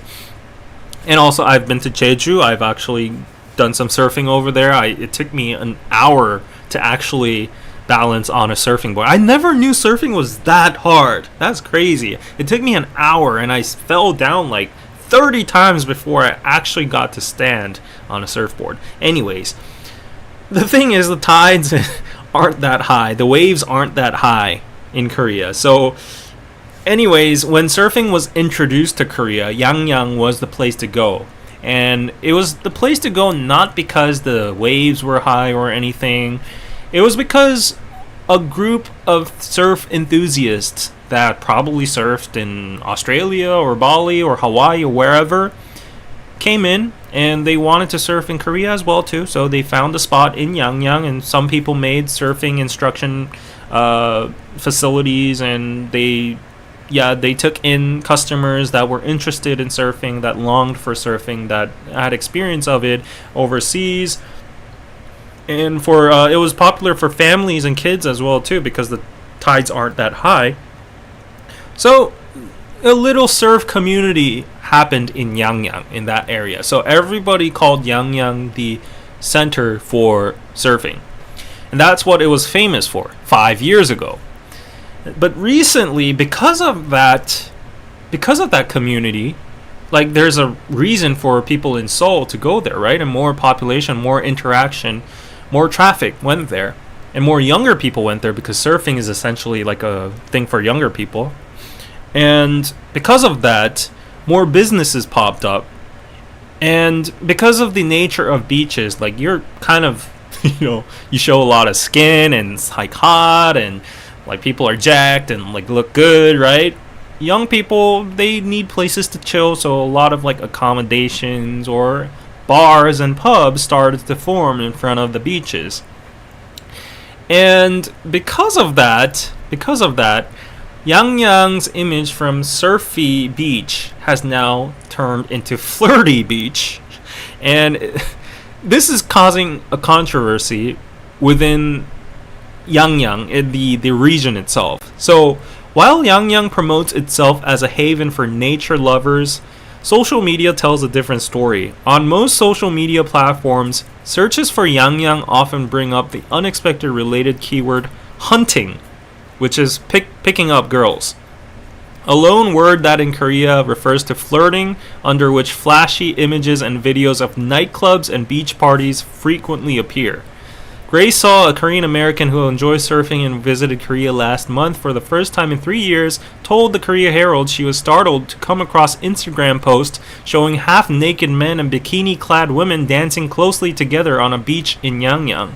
It just wasn't the kind of Yangyang I imagined, so I was a bit taken aback. I was going to take some of my foreign friends, but after seeing all those party videos, I wasn't sure it'd be a good idea. So actually, when I go through my Instagram reels, I see a lot of videos about Yangyang as well too. We have a lot of hunting pubs over there. I'm actually kind of curious to try it out myself, but like I'm probably too old for that shit. But yeah, like if you even look at the picture over here, this is a huge line to enter those clubs and pubs. So young people are gathering over there, and of course they're away from Seoul. They don't have anywhere to go and spend the night, so they're gonna go to clubs.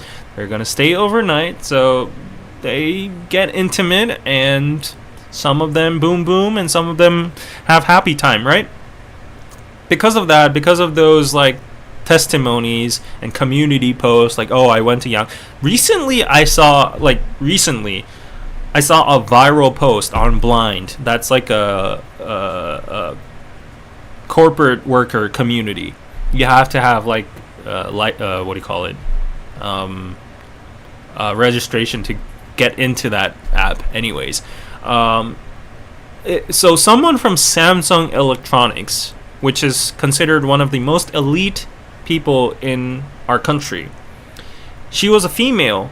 So I told you have to be registered as a Samsung employee. You need to be able to provide like proof that you're actually from Samsung Electronics. And once you actually verify that on the app, they give you the title like Samsung Electronics on it, and that's where people debate like someone from LG, someone from POSCO, someone from SK. They can all like type stuff there, and they meet people there. There's even like a dating scene inside the app as well.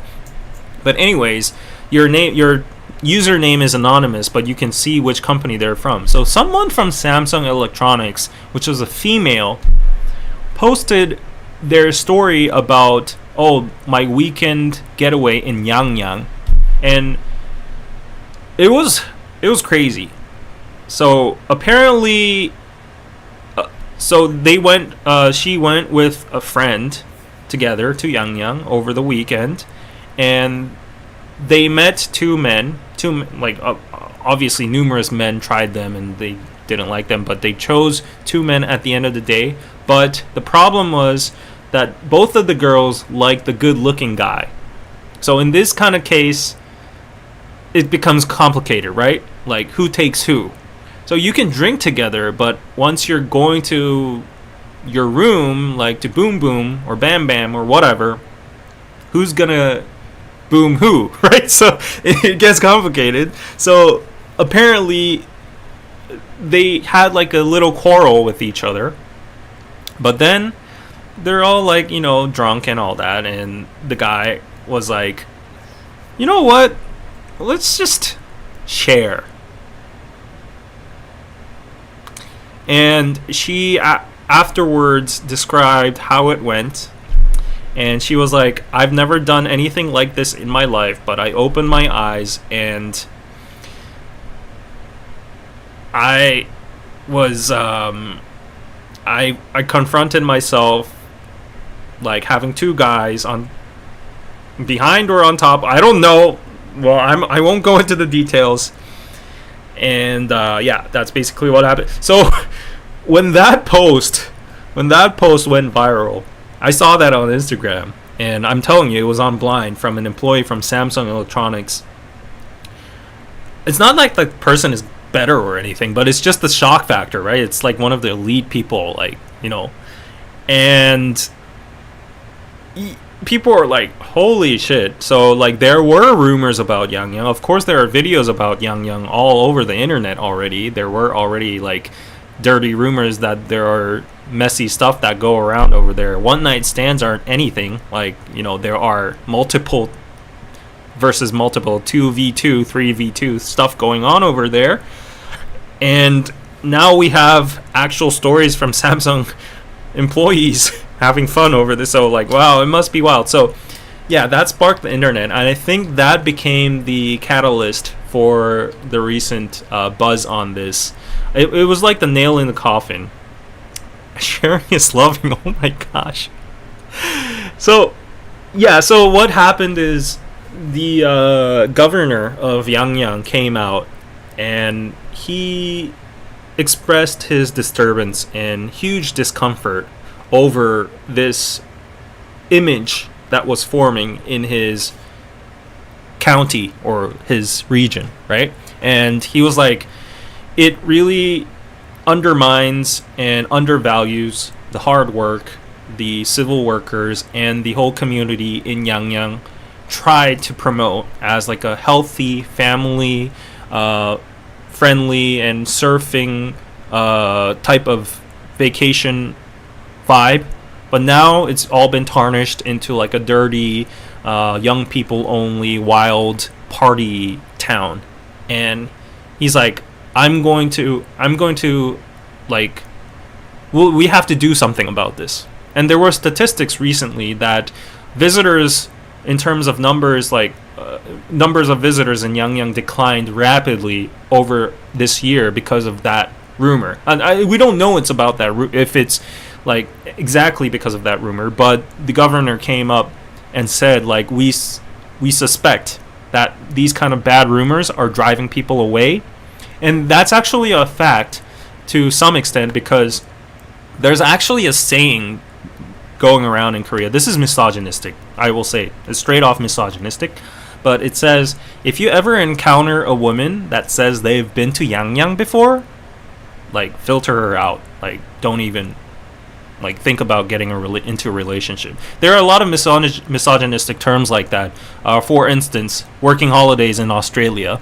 If a person has been there, filter them out. Or in Europe, because people are open-minded and Western guys are attracted to Asian girls, and the Asian girls in a new setting, and they have a lot of parties, and the girl's living alone over there without her parents, and she gets open-minded too with the vibes, and they hang out and have sex and whatever, and she's now contaminated. So these kind of narratives are misogynistic narratives, but it has now moved on over to Yangyang as well. So people are like, someone who's been to Yangyang, like, filter them out.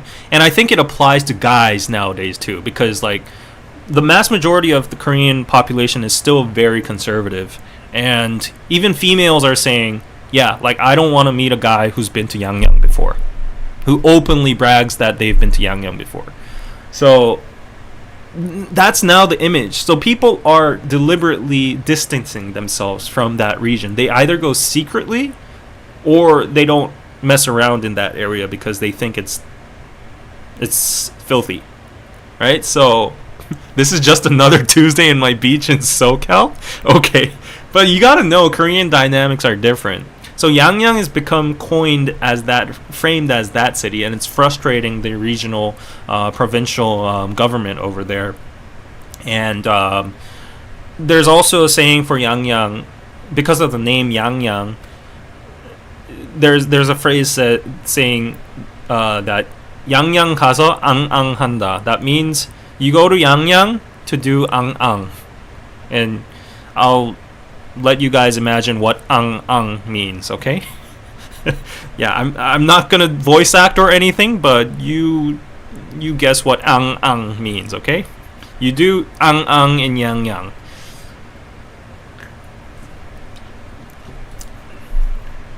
What is Yangyang? I just got here. It's a region in Korea which is supposed to be famous for surfing, but now it's tarnished with the image of stuff. Yeah. But if you're interested, if you're in Korea and if you want to check out the vibes, yeah, check it out. Check it out, guys. So, yeah, I'm you know, because of the image, I'm afraid to go too. Like, I would probably want to go, you know, once before I'm too old to, but, you know, like, look at the vibes over here. Like, this is what happens. Like, you got pool parties, everyone's in bikinis and they're half naked, and you got massive lines, people are like dancing, and they're like, you know, men are like coming up to your tables and like asking you guys, like, okay, I don't know what the hell is happening over here. All these pictures, it's crazy. Yeah, I'm kind of curious. Should I go to Yangyang and do a vlog?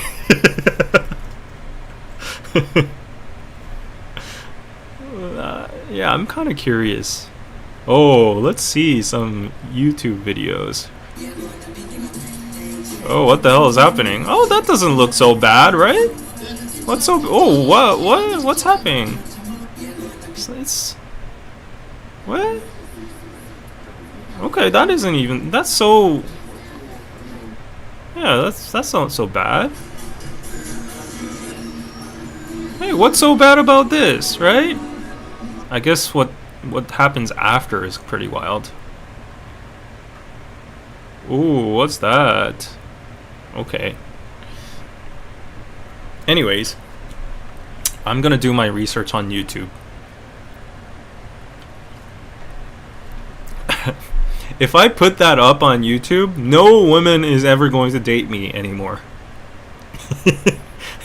If I put my escape in Yangyang and put it as a vlog on my channel, and I meet a woman in the future and they're like, oh, what's your YouTube channel? I won't be able to tell them my YouTube channel. See, this is the negative stigma that's affecting the region over there. Yeah. Ooh. Okay. Yeah, I might have to check this place out. Oh, okay. Yeah, the street looks very clean. And the lights are very pretty. Yeah, and I can see okay. I might have to check that out.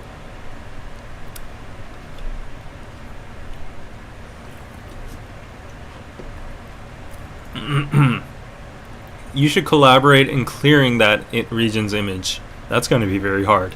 Oppa goes to Yangyang will go viral in no time. Maybe I should just rebrand myself as Yangyang Oppa. Or the Yangyang guy, like the Hongdae guy. People have allergies to young people having fun. Use protection always, no matter. Okay, okay. I unknowingly almost was picked up in Busan. This guy invited me to sit with him, was nice, said he was a businessman, showed me how to cut my fish to not get bones, found he paid for my meal. Oh, something was going on over there. Okay. That is Yangyang, yes. Just delete the video when you meet a girl. David about to ride some waves. Do you go to clubs a lot? No, I hate clubs. I detest clubs. Yeah, it's not my thing, for real. Yeah, I don't like clubs. In the meantime, please smash that like button, and would appreciate any PayPals or Super Chats for support. And for the live chat session, leave your comments. Okay. Bitcoin is at 119K. Sorry, I just got a notification. Bitcoin check. Yes. So, okay, some other controversy in Korea over here. Not in Korea, actually in Japan. I was in that region to stargaze. Yes. See? What kind of person am I? Like, I even... So, actually, jokingly, we were in a group of 4 and we were driving over there. And in the car, in the navigation, in the map, it showed Yangyang, like 30 minutes from our place. So, of course, the topic of Yangyang came up, and people were like, "Oh, so who's been to Yangyang?" And nobody's been to. I don't know. Some of them might be lying. I don't know, but people were like, "Oh, I haven't been to Yangyang." But I was kind of like the jokester, and I was like, "Yeah, I'd like to go. I'd like to check it out." And the girlfriend in the car was like, "Ew, David wants to go to Yangyang. Oh, what's going to happen over there?" And I'm like, "I don't know. What are you implying? Like, I'm just going to go and, chill and surf. Like, what are you talking about?" And she's like, "Ew, you know what I'm talking about." And the guys were ganging up against me, and they were like, "Oh, yeah, let's just drop off David, and we could go stargaze by ourselves. Like, have fun, David Young." Yeah. If you're worried about going there, get Jerry from K Explorer to do it and interview people on the street, and you can be his camera person. Nice disguise. Yeah, that's a nice disguise. David, maybe you can make a video about Yangyang for only Patreon viewers. Yeah, I mean, oh, there's my dog's fur over there. Yeah, but I do want to visit. Like, yeah, I don't care about other people's views on me. Like, hey, I've been to Yangyang, and if I'm just confident with myself, if I'm like, yeah, I didn't do anything sketchy over there, then what's the matter, right? I genuinely just want to go, like, seriously, dead serious. I don't want to go for the girls or the one nights or whatever, the filthy stuff. I want to go just to observe the social phenomenon that's going on over there. Like, I want to feel the vibes that's actually, like, coming through the virality of the social media platforms and all that. Like, just to see, like, if it's real or not. Believe it or not. Business trip, yeah. So, pro tips, like, if you're visiting Korea and if you want some fun, maybe Yangyang. But I would advise you to go... Actually, I saw some comments saying pro tip is to go during, like, the weekdays. It's gonna be deserted, but you'll find the real ones there. Whatever that means, you decipher that. But the safe bet is to go during Fridays and Saturdays, like the weekends. But I saw some comments saying, like, if you want the real ones that have no backup plans, go during the weekdays. That's what the comments say. Nova, thank you for the €2. Pizza, so you can get a drink in Yangyang. It's gonna cost more than €2. I'm sorry. I'm so thankful for your super chat, but like, it's probably gonna be super overpriced. Yeah.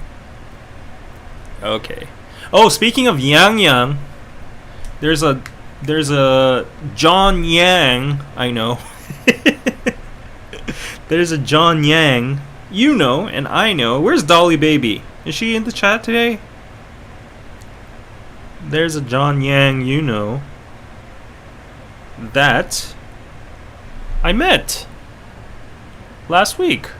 I met John last week, and we had some naengmyeon. And some, I think that's some steamed beef, and he had bibimbap. And, wow, it's so hard to navigate. There's John over there, familiar face. And he bought me the meal, because apparently one of you guys sent him the link to my last KPC live with the timestamps mentioning him, and he heard that part, and he heard my joke about, oh, John has to buy me a meal since he's got a legit job now, and he actually did. And that was a quite pricey one. That was like, I think $30 or something. So yeah, I was like, oh, you don't really have to. You know, I'm Taehyung, I can pay for you. But he was like, I insist. So yeah, congrats on your radio job. And the good news is, yes, Rachel, thanks for asking. He is going to come back. He's going to be on KPC Live on Wednesday, on the 13th, August 13th, at 10 a.m. KST. So it's technically in 2 days where I am from right now. So expect John to be on KPC Live here on the 13th at 10 a.m. Clock your calendars. And wow! Thank you, Bahar, for the PayPal pizza. Yangyang, let's go! Everybody wants me to go to Yangyang. Maybe I should do like an outdoor stream. First starting in Hongdae, and Itaewon, Gangnam, going all to the nightlife districts at night, seeing the vibe, showing you guys the vibe, and the master place would be Yangyang, the ultimate place. I want to go to people watch and see the hot guys. Okay. Yeah, so Dolly Baby heard screaming somewhere. Yes. So John's going to be on KPC Live in 2 days. Wait for that. Yoo-hoo. Woo-hoo. Yes. And thank you so much, Bahar, again, for the PayPal. Let's go to the next news. Let's skim through this very quickly and maybe, chat a little bit. So, okay, this is some controversial news. Under 15 tried to rebrand to air in Japan and failed. Basically, there was this program called Under 15. Whichever producer planned this, it did not fly so well. So, a controversial survival show, Under 15, which was previously pulled from broadcast in Korea over accusations of sexualizing minors, has once faced cancellation, this time in Japan. So we actually covered this on a DK News after show, I think, with Danny. And or maybe I did it myself. It didn't fly well in Korea. It got canceled, and we were like, yeah, it's just going to be canceled. There's not going to be a revamp or anything. Yeah, this is just fully canceled. We can't see this working in any way, with or without the name. It's just not appropriate. But then apparently they went over to Japan and they tried it there because I guess Japan's a little bit more open-minded? I don't know. I don't know why they went to Japan, and they went under a new title, A Star is Born. But backlash was swift. Critics pointed out that this was essentially the same show that had been cancelled in April in Korea, merely rebranded for a Japanese audience. And Under 15 was pitched as a global search for K-pop prodigies under the age of 15, regardless of race, nationality, or genre, or age. Okay, but its trailer features 17 contestants aged 8 to 15 wearing revealing outfits, heavy makeup, and mimicking K-pop idol adults. So, yep, that looks very dodgy. It was canceled, but it's canceled again. Yeah. When was the last time you were in contact with Anna? I've gone to your YouTube yet, or I have no idea. I haven't talked to Anna in a bit. Yeah, the last time I talked to her was like, I was just like, oh, I'm in the area, you want to come out and have some coffee, when I was in Gangnam, because I seldom go to Gangnam. So I was like, yeah, let me kill some time. But she was like, oh, I'm so busy or whatever. And that was it. Yeah, but ever since I haven't, So, why do people ask about Anna towards me? I mean, I understand you guys. I'm not talking about you guys, but my friends nowadays, like, asking the same questions to me. I'm like, how the fuck should I know? I'm sorry for cursing, but how the F should I know? Ask her. If they're even mutuals. They're like, did Anna do this? Did Anna do that? Like, how? I don't know. Even if I did know, do you think it's appropriate for me to tell? Yeah. So anyway, just leave the children alone, period. Ridiculous and disgusting. Yeah. Oh, she did a live the other day? Okay. I don't know. I think she's just doubling down on short form and cosmetics. So, yeah. Okay. They really think you two were dating? Hell no. Yeah, oh, I did hear about her becoming single again. Yeah, she told me that over DM. And I did hear like the backstory. But she did also say to me that I invited her. Actually, I did invite her over to KPC. And because she was very keen on like talking about her relationships in the past on live and her channel as well, and I was like, yeah, you want to come over on KPC and like, you know, just like the old days chat about it. And she was like, nah. She mentioned something about like shifting her mindset nowadays about like being less more private about her private life online, and I totally respect that because that's how I am. I learned it the hard way, so yeah. I support that. Everyone's used to seeing you two together on streams. Yeah, it'd be good. It would be good if she could do it, but like if she doesn't see any merit in it, then yeah. I have my pizza, hoodies, and sorry. Sorry for calling you hoodies. Yeah. Yeah, toppings and yeah, hoodies.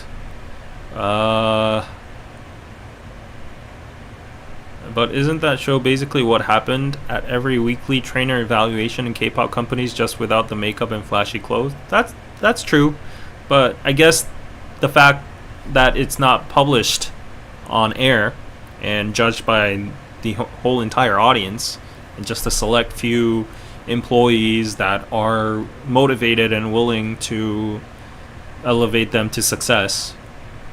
Yeah, I think there's a little bit of a difference there. Okay, speaking of K-pop idols, can aespa, my favorite group right now, finally break into Billboard's Hot 100 with Rich Man? So aespa's coming out with another comeback. These girls are doing hard work, not only dirty work but hard work. So one of the top girl groups in South Korea, aespa, is set to release their 6th EP, Rich Man, on September 5th. That's in a month, with hopes that the title track will be aespa's first to break into the Billboard Hot 100. Despite the girl group's consistent success on other Billboard charts, aespa surprisingly has yet to appear on the Hot 100, the definitive barometer of the song's mainstream popularity and cultural impact in the US. About this though, like, do they really have to go into Billboard Hot 100? I know it's like a milestone for them and it could be like a new badge or trophy, but I don't really want them. Like, one side of me doesn't want them to become like not mainstream. I would love them to become mainstream in terms of like more audience listening to them. But what I'm saying is I would not prefer them to change or adjust their musical colors or their aesthetics just to cater towards the American audience or the Billboard metrics. That's what I'm saying. So we've seen certain groups that go full English or make a little bit more pop sound music for the mass appeal in the American market, and that's not wrong. But personally, I feel like aespa is one of the only groups that are still intact with the K-pop genes. I can't explain what it is, even with my K-pop knowledge. We just call it aespa core, right? But there is a little bit of SM into it too, SM roots, aespa core. But I think right now, aespa is like one of the most K-pop groups out there, if you know what I'm saying. Like, all the other groups have kind of diverged into a more global appeal. And aespa songs, while they are very catchy, addictive, and very charismatic and very modern as well, I do think they still have that K-pop touch to it. They have a lot of K-pop essence to it. Maybe I'm biased, but there are still some of those remaining groups. But I just don't want them to steer their direction just to cater towards a milestone, which is the Billboard Hot 100. That's just my own. That's my own hope. Yeah. The Koreanness, exactly. I can't define what it is, but aespa's songs rock, and whether they're super popular or not, they're usually super popular in Korea. So it might have some kind of more of a distinct relation that hits something differently to the Korean audience somehow, differently from other groups. And yeah, like I just don't want them to lose it, and I'm fearful that these kind of articles are coming out.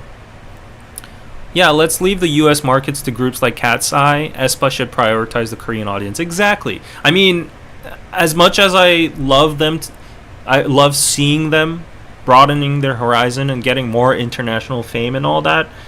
I just want them to remain as aespa until the end. Like, they have such a cool concept going around, and I just don't want them to lose that for the demand of the mainstream American audience. Yeah. And why does it always have to be American, right? Like, nothing against America, but like, it could, like, okay, like, this is not a good reference point, but just because it's the most recent one and we're talking about non-American countries, Blackpink's recent comeback, there might be divided opinions about their new song, Jump. I really liked it. If you see my reaction, it's very Euro EDM. That it was co-produced by who was the famous DJ? It's slipping my mind right now. Diplo. I think he's American though, but I don't know. I don't know if this Diplo's American, but a lot of people said it's very Euro EDM-ish. Where is Diplo from? Yeah, he's from Los Angeles. He's American. But still, anyways, the musical roots are heavily like Eurocentric, and I like that. It was something very different from their normal ones. So yeah, like, I'm not telling aespa to go like Eurocentric or any other countries or whatever, but just do what they're doing like best right now. Like, they're doing good right now, so they don't have to steer their direction in any other way. They can be experimental. I think all of their songs are pretty experimental, but it's just that they don't cater towards like the pop audience. Yeah. I can't just articulate my thoughts in a very sophisticated manner, but you get what I'm saying, right? I've been to an aespa concert in the US. They can be who they are and still sell out. Here, fans are not asking they become more westernized. Exactly. Yeah.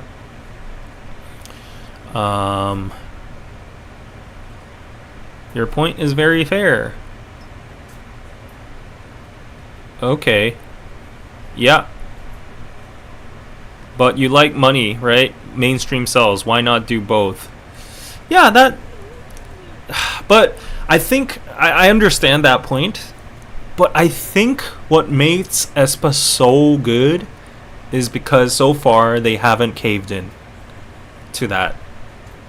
And they still will be popular and still will be amazing, even if they did go for the money and like the mainstream. But they'd rock even more if they just did it. I don't know what I'm saying. Yeah. Yeah. I feel like, I don't know. Like, if you see the success of Golden, right? Golden is now predicted to be on top of the Billboard Hot 100 next week. I've been studying stocks a lot, so the stock market has been reacting to that a lot. YG Plus has been going crazy up because of Golden and K-pop Demon Hunter's success, because Teddy was involved. But Golden is very mainstream, I would say. It's very mainstream. It's very Western. in some sense, but it has little sprinkles of Korean in it. They have Korean lyrics, and it's tied to the Netflix film that is very Korean in a sense, but made by American production and money. So that's like a very good example. But still, like, imagine aespa doing something like Golden. I don't know. aespa, I love aespa because they do Whiplash, Dirty Work, and Armageddon. Their songs rock. Their concepts rock. And it's definitely not mass appeal, but it's like, wow, you really get into them.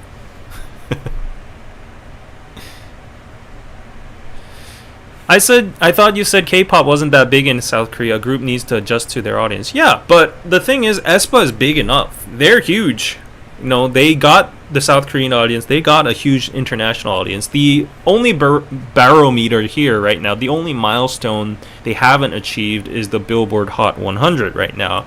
And I'm just saying, like, they're even big enough already. They're selling stadiums in the US tours. So why do they have to go that extra step to get that Billboard Hot 100 thing? They got the Billboard Hot 200. They got the Billboard 200 or the other Spotify things, and they're still true to their core. They haven't gone pop mainstream or anything. They can still keep on doing what they're good at good at. So yeah.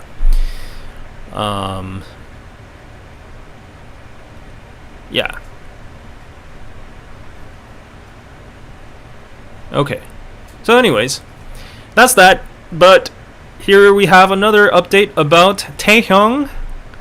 BTS V is everywhere in Korea right now. If you're in Seoul right now, there's no way you can miss him. Taehyung's Coke Zero ads are everywhere, from subway stations to giant billboards, turning the city into a V-shaped love letter. Taehyung has just been unveiled as the new face of Coke Zero in Korea, bringing his unmatched charisma and cool vibes to the Best Coke Ever campaign. A lifelong Coke fan, V shared that he's excited to let fans experience the refreshing thrill of Coke Zero in a whole new way. And the teaser video featuring his playful line, "Yes, I've got to try it," right? Racked over 11 million Instagram views in 24 hours. Yeah, so I think I've seen a few of his posters here and there.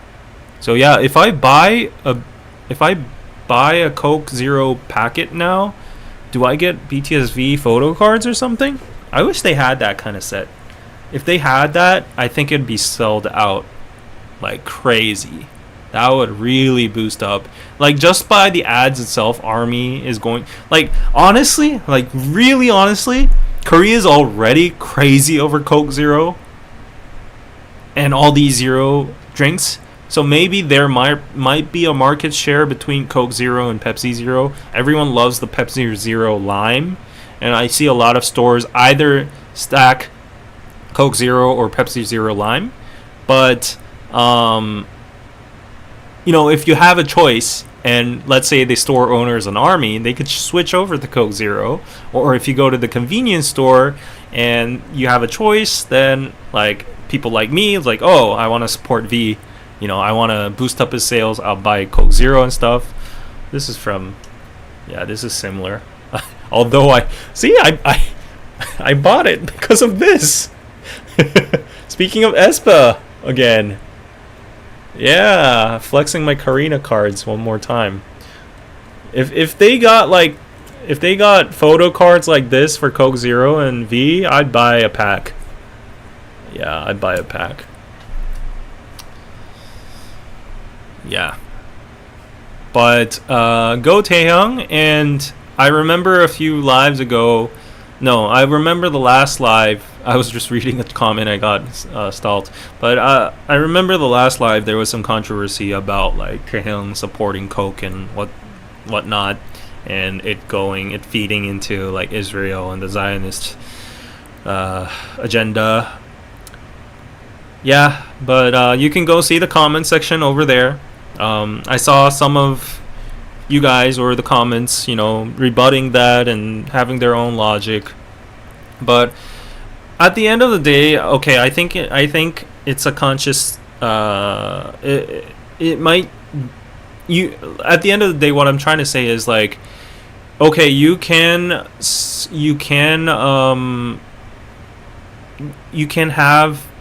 you can stand for something, but like for V, first of all, I'm not even gonna go into like whether Coke is related or not, whether the money flows there or not, but I don't think you can judge someone's entire behavior or something like an image based on just because he got a Coke ad or something like that.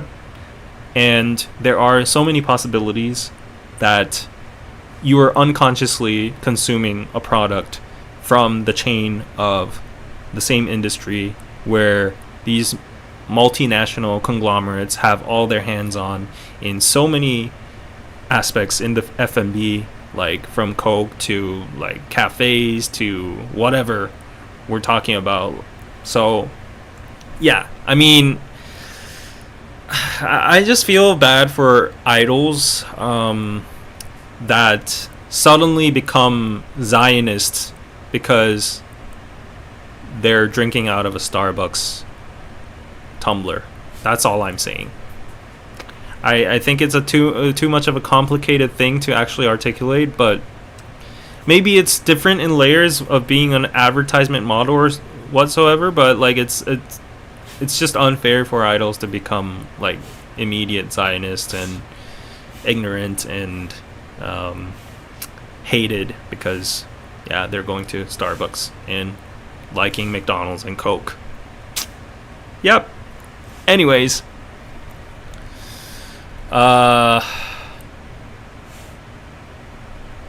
Yeah, you can go look in the comment section for that from the last video if you want to see the logic. Yep.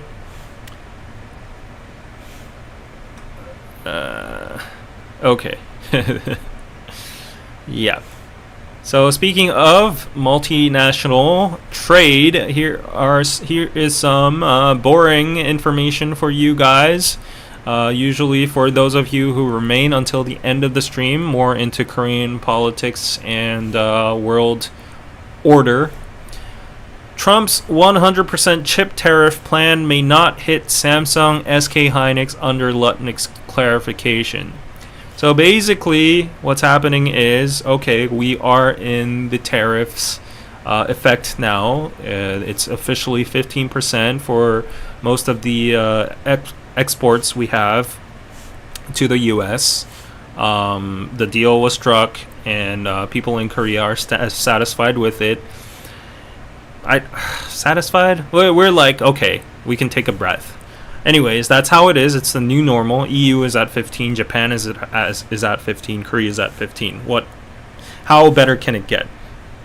But with this news, it's actually gotten better because Korea is a very well-known powerhouse in semiconductors and chip making, which is one of the biggest motivations and driving factors that has elevated Korea to its current economic status to this day. It was that strategic choice by Lee Gun-hee, the successor of Samsung, the second successor of Samsung, chairman, who shifted from manufacturing to semiconductors, and it was because of his vision that Samsung grew to the great company it is. Of course, there were political favors and all that, and the chaebol narrative. Yeah, there are backlashes and downsides of it, but that's a whole different story. But anyways, there was a trickle-down effect. Samsung feeds and pays numerous families, industries, companies, small businesses in Korea, and a lot of Korea's wealth comes from the semiconductors. And semiconductors are that's why Lee Gun-hee was a true visionary, because it was barely people were barely aware that we would be living in this like digitized era back then. It was only we were only witnessing the advent of little, phone like digital phones and computers. We didn't even have smartphones back then. It was only like computers, right? But now we're using all these chips in like autonomous driving in cars, from smartphones to computers and all sorts of appliances. And Samsung has not only grown as a powerhouse in semiconductors, but now it's manufacturing its own Galaxy phones and home appliances and all that. But then also there was another group called SK Hynix. Actually, SK Hynix is above Samsung right now in semiconductor production. I don't know that much in detail, but there are different chips, and for the current NVIDIA chips, it's too technical for me, but there's like HBM3s or something like that. And for GPUs, SK Hynix chips are more compatible, or they have better efficiency than Samsung chips. Samsung chips have failed NVIDIA's like quality control. So anyways, there's massive exports in volumes in terms of like SK Hynix and Samsung. They are two big pillars of South Korean exports. And because of that, we were very concerned of the Trump tariffs, because if semiconductor chip prices would go up, then I don't think we were that worried, because there aren't any substitutes out there. There aren't any like threatening competitors. There is like TSMC, but that's a Taiwanese company, so they're on the same playing ground as us. They're facing even more tariffs than us. I think Taiwan got like a 25% tariff. But anyways, that's all like, irrelevant now, because President Trump and the White House actually said that they would give a 100% chip tariff. However, they said a big but. Everyone was like spooked out when we were watching the announcement from the White House real time, when President Trump was saying like a 100% chip tariff. Like all the stock market analysts were going crazy for a split minute. And then he said, but if the factory for those chips are made in America or planned to be made in America on American soil, then there will be no tariffs for those companies. And he also said, don't mess around with us, because like we will look into your plan like either annually or by quarter, and if the plan is not actually like in play, then we'll get all the obtain all the tariffs from you in bulk.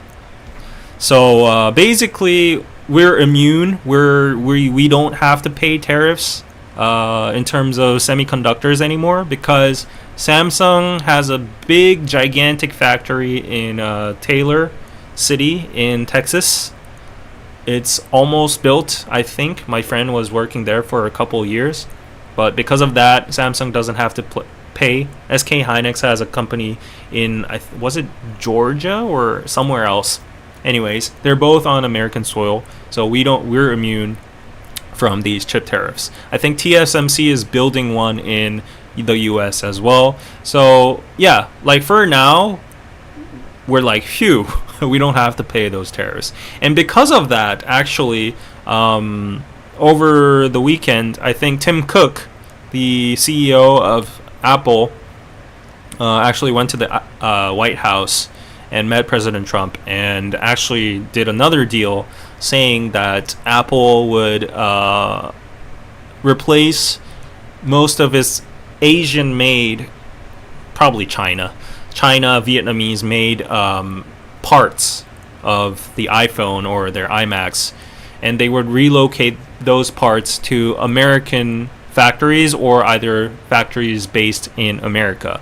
So that actually led to a deal between Apple and Samsung.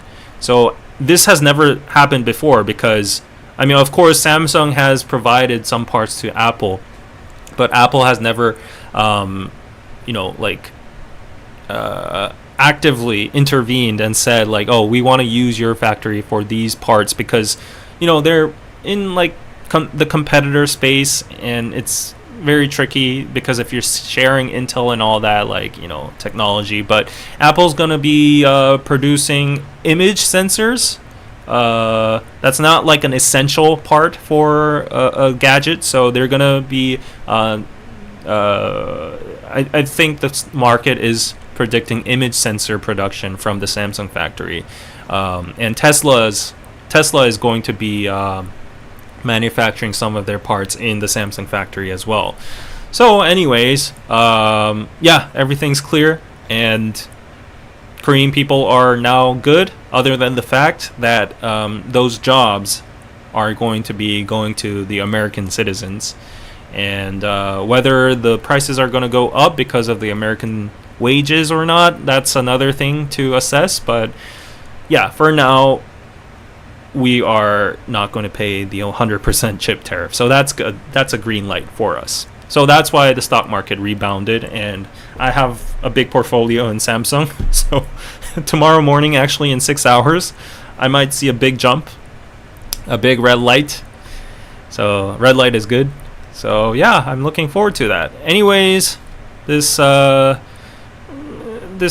tariff thing has hit us in a way, but it's not like the worst thing ever, and we're finding our own way through it, and hopefully we can get through in one piece. Yeah. You all don't pay the tariffs anyways. We do. Yeah, that's true, but what we're considered of is, as I told you, if the prices go up for, let's say, Samsung, SK, Hyundai products, LG products, and you have, let's say, other competitors in your market, and they're American made and they're cheaper, the consumer is going to choose the cheaper product, the more affordable one, and then thus it's going to have a decrease in sales on our side. So that's what we've been worrying about. But at least for semiconductors, that means smartphones and other electronics, it's not going to be that much of a big hit. So yeah. Okay. Yes. Anyways, that's good news for us for the short term. And we have some ridiculous news over here. Leave your printer at home. Starbucks Korea cracking down on people working, studying all day in cafes. Kagong is a colloquial term that combines the first syllables of cafe and 공부 in Korean. So if you come to Korea and you go to a cafe, don't be startled if you feel a library vibe. If you go to the ones that are in the main district, like busy areas, you won't feel that vibe. Like you'll just see ajumas chatting, like employees chatting, all that, workers chatting.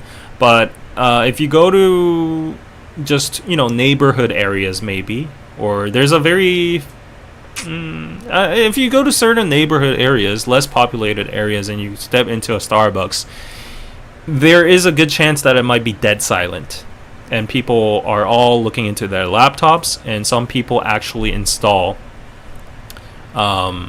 these kind of notebooks, their laptops, and these chargers and printers, and they even have like partitions to cover their privacies. So it's become ridiculous. Not only Starbucks, but other cafes as well, because we have the Kagong culture. Everyone goes to cafes to study. I don't know why. Like, I can't study in cafes because there's so many distractions. I sometimes do for light work, but yeah, heavy work. Like, I've seen people prepare for exams and do like very important work in cafes, and I just don't understand how they do it. Well, yeah, maybe they have more noise tolerance, but Starbucks is finally cracking down on that because it's become too much. Instructing that customers will no longer be allowed to use desktop computers, printers, partitions, or multi-tap power strips inside stores. Shouldn't that be just like common sense? I just don't understand these people that actually bring these stuff to cafes. This is crazy. Like, look at these pictures on Google. Like, people bring these partitions, their keyboards and monitors and printers to cafes, and Starbucks put out this message now. And look at this shit. Look at that. They got like dual monitors. They're charging their iPhones and iPads and like portable chargers, everything with a multi-tab.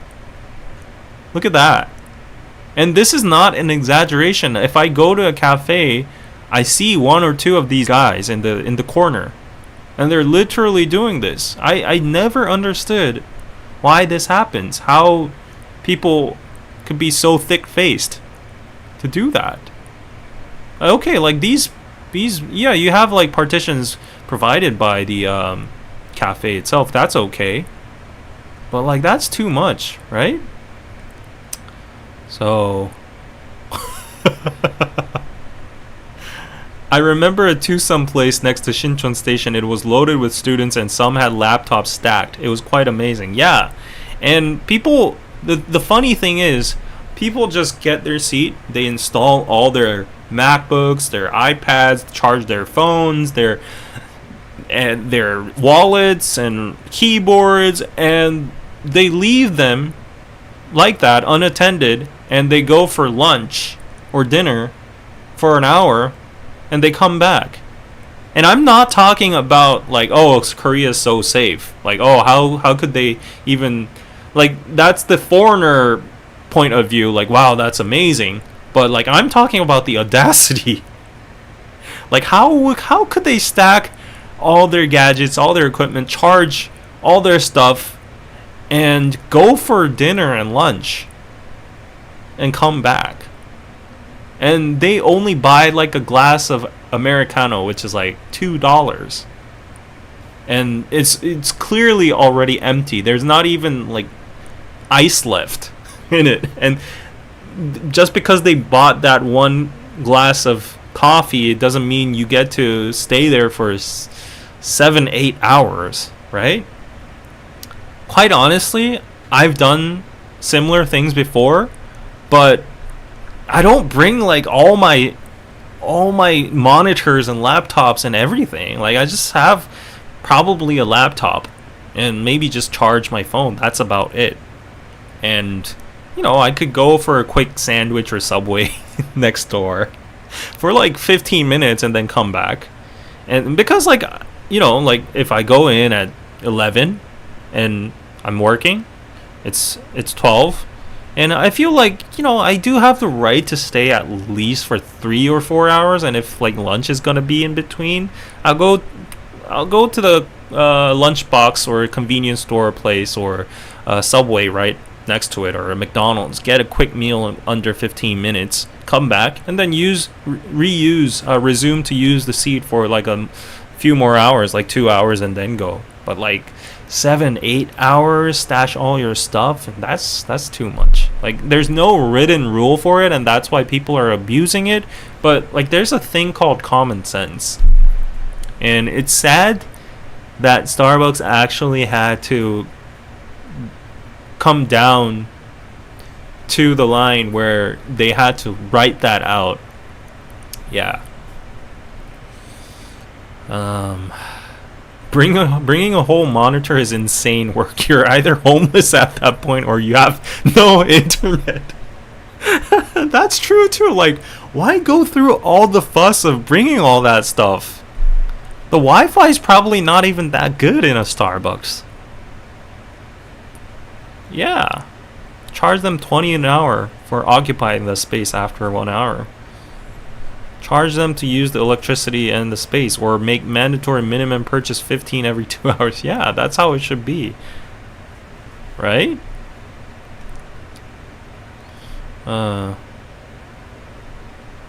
This is crazy. There was a hilarious sketch by Nodorto about it. Oh yeah, I love that channel. I watch that channel. They do like splendid satire on Korean phenomenons, and they make like skits about it. Oh yeah, here's one. I hope I don't get flagged, copy strike by it.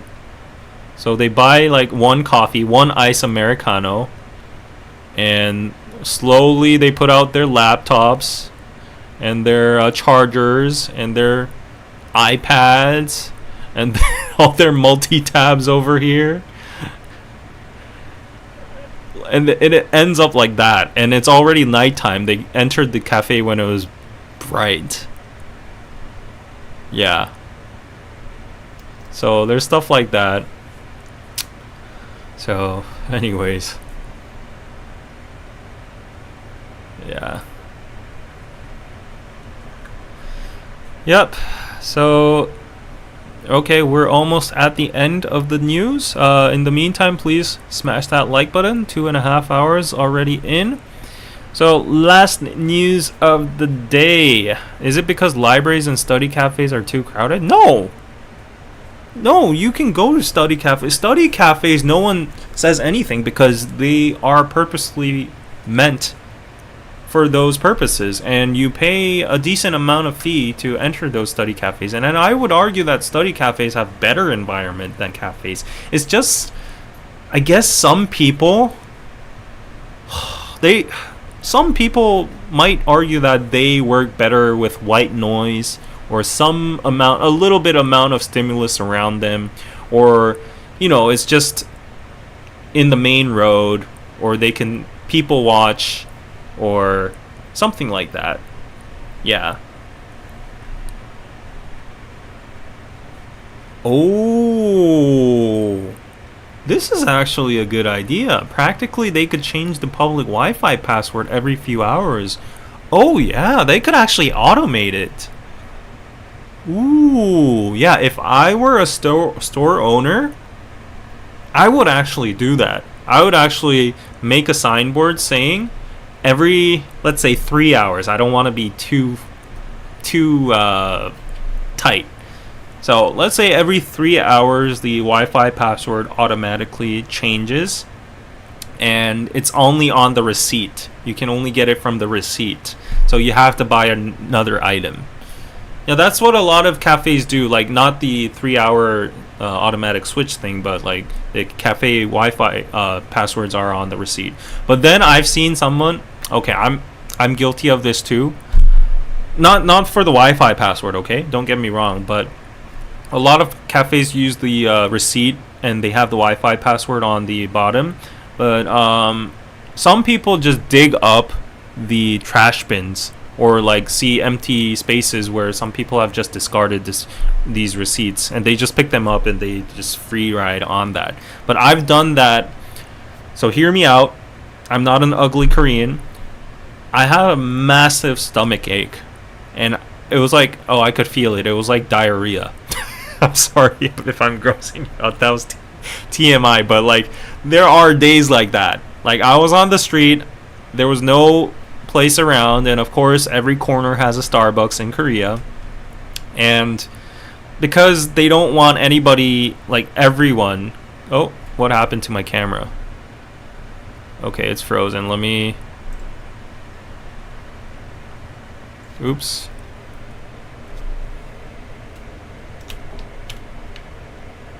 Oops, wait a sec. I bet you can still hear my voice, but my camera just died, so I'm just gonna try to reset it. Right? Okay, wait 30 seconds, guys. I'm rebooting the camera. Hopefully it works. Hopefully it's not malfunctioning or anything. Okay, let's see. Why is the camera? Maybe it's overheat. Okay, you can hear my voice, right? Oh my gosh, my camera just froze. I don't know what's happening with my camera. I'm sorry, guys. You can hear me, right? Yeah, you can hear me, right? Let me just put this up for a while so we can see something at least.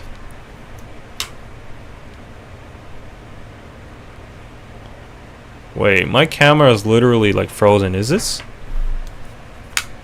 This is weird. Okay, now it's rebooting. Finally, DJI, get your shit together. Yeah, let's see. It took a while for that to reboot. There we go. Connected. There we go. And back here. Let's see. Let's see the magic happen. Okay, we are so back. We are so back. Oh, dark. What did I walk into? Okay. Yeah, guys. So, like, where was the story going? Yeah, basically, I was having a bad stomach ache.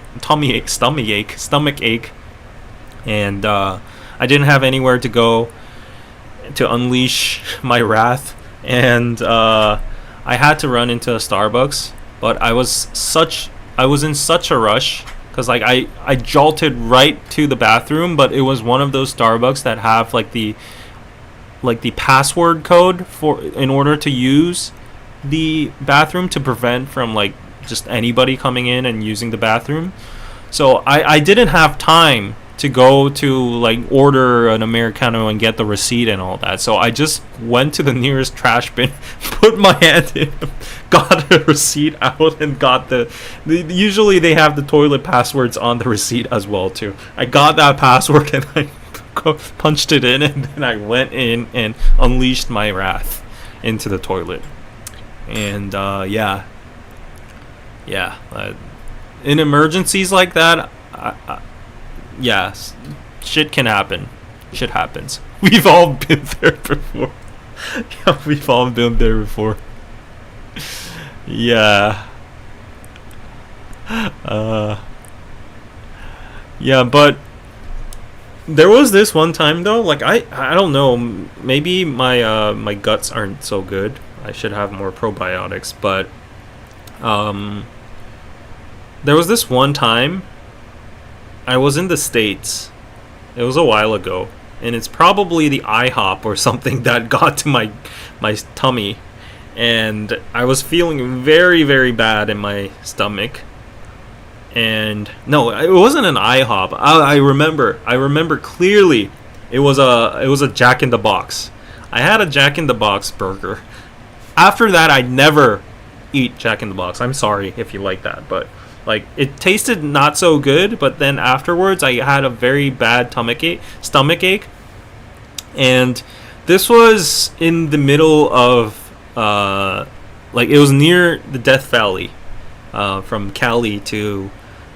From Los Angeles to Las Vegas, and I was in the middle of that, and I didn't know where the heck I was, and the navigation didn't show anything, so yeah, I was on the road, and the next town was about like I don't know, like let's say 100 kilometers or something. So I was like, oh shit, do I actually have to pull up and just unleash all my load in the desert? But then I didn't have any wet wipes or anything. I'm sorry if this is gross. So White Castle destroyed. Okay, but yeah, the Jack in the Box really got to me, and I was like, oh shit, I'm done. I'm done for. I was like sweating in the car, and it's like the desert. Literally, I don't see anything around me, and I like zoomed out on the navigation, and the next town was like miles away. It's like, what am I gonna do? I was in this decisive moment. Do I have to pull over and actually, I don't know, be creative, like use newspaper or pamphlets in the car or something like that? And there wasn't any material in the car, so I was genuinely effed. So I kept on kept on going, and I was sweating like crazy, and I was like, what am I gonna do? And then I saw a gas station. I was like, oh, thank God. It was like one of these remote gas stations in the middle of nowhere, right? I went to the gas station, and I just ran in, and whoever was there, I was like, I'm so sorry, I'll put some gas afterwards, but I'm having a very big stomach ache. Could I use your bathroom right now? And the person was actually very kind. He was like, here you go.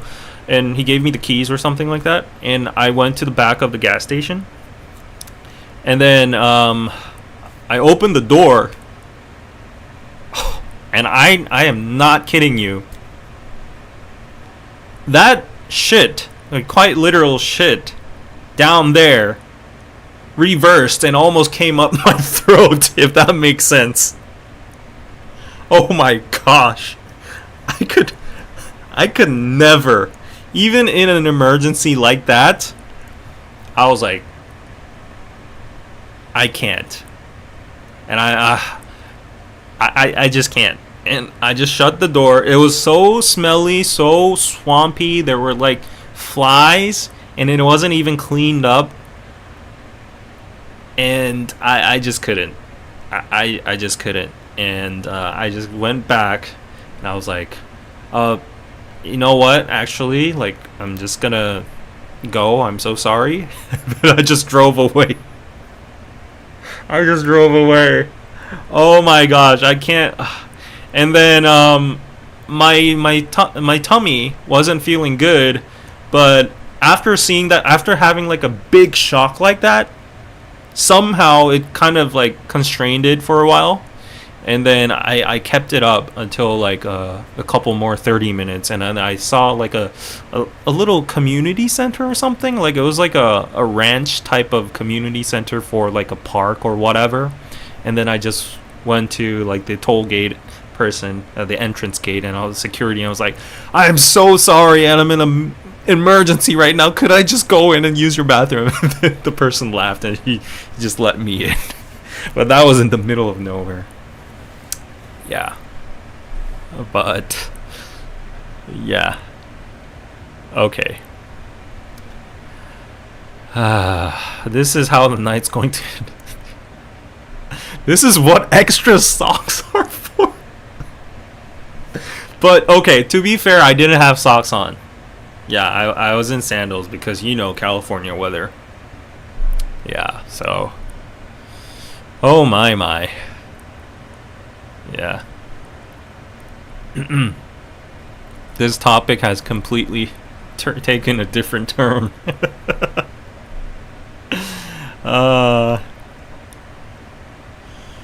Okay, what's going on in the chat about like being Koreans and stuff? David, how common are bidets and washlets in Korea? I can't live without them. I can't either. But I don't use bidets outdoors, outside of my home. Like I just don't, because it just seems unhygiene to me. Like for some reason. Maybe it's just my image, but in public spaces I don't use bidets. In like 5-star hotels, sometimes I like to go to 5-star hotels just for the bathroom. If they're normally on the second floor in the conference room area or somewhere, or the basement, so you just go into the lobby, pretend you're a customer or you're a stayer, and then you just go to the second or basement floor, and there's normally a bathroom. There's normally like classical music coming out, and they have like really fancy toilets, and they have bidets usually, and the only places I use bidets are those 5-star hotels where the cleaners clean every like 30 minutes, and I can see that there's no water on the sink. There's like towels instead of like tissues, wrapped towels, you know, rolled towels. In those places I use the bidets, but not in other public spaces. Okay, this is very weird topic. Yeah.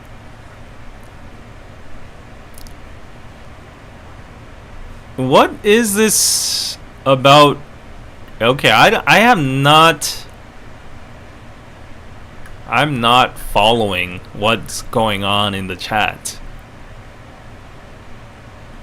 Austin says, are you talking about me or someone in the chat?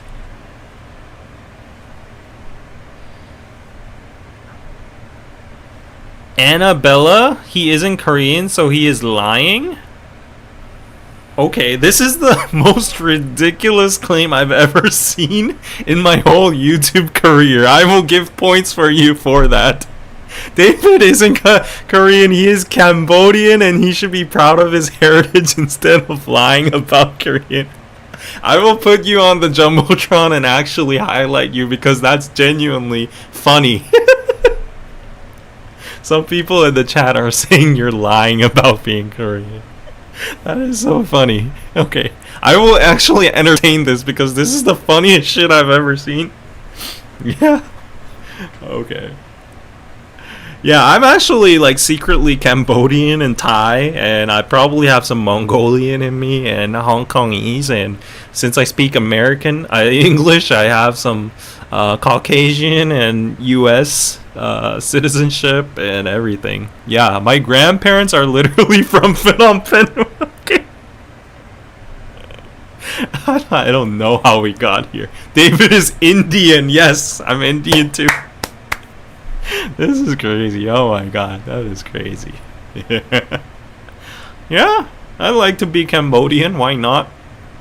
I haven't been to Phnom Penh though. My friends have been. I'm jealous of them.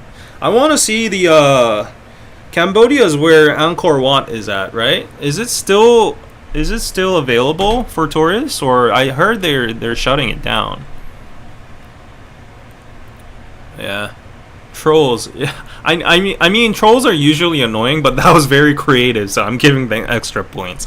And probably they're rotating accounts right now in multiple accounts and saying shit like that, so extra effort points for that. If you go that far and if you actually present entertaining content like that, I'm going to give points for that. Like this guy, David's grandparents were born in Phnom Penh and served during Pol Pot's reign in the military. I don't know where this... And it's ironic that this guy's name is Danny, too. I don't know if he's the real Danny or not. Don't forget about your American roots. Yes. David even admitted to being Cambodian before when he told the story about his grandmother starving during the Cambodian genocide. I don't even know what that means, but David is from the Roman Empire. Yeah, and I'm Mexican too. Yes, okay, so let's change the channel name to Cambodian Pizza Club. Oh, this is so funny because I mean, as I told you, like trolls are usually annoying, right? If they're talking about like racist stuff and all that, it's annoying, but this is like genuinely out of nowhere. It's like so funny. Oh, I'm now black? Okay, I'm now black. Yeah. Where did they even get the idea you were not Korean? Is this a very creative hater? Yes. Now that would be funny if it's actually Danny. Yeah. This is so fun. It's super common for people to lie about being Korean because the other Asian countries are not so fashionable. Okay, well, this guy definitely has a Korean superiority complex of his own. Oh my gosh, this is so funny. I want to make a short out of this. Like, this title is going to be, I'm actually Cambodian? And the thumbnail, like, a Cambodian flag all over my... I didn't know my mom was Cambodian. Yeah. You once worked with a Thai man who pretended to be Korean? What? That's crazy. I'm Venezuelan? Oh, really?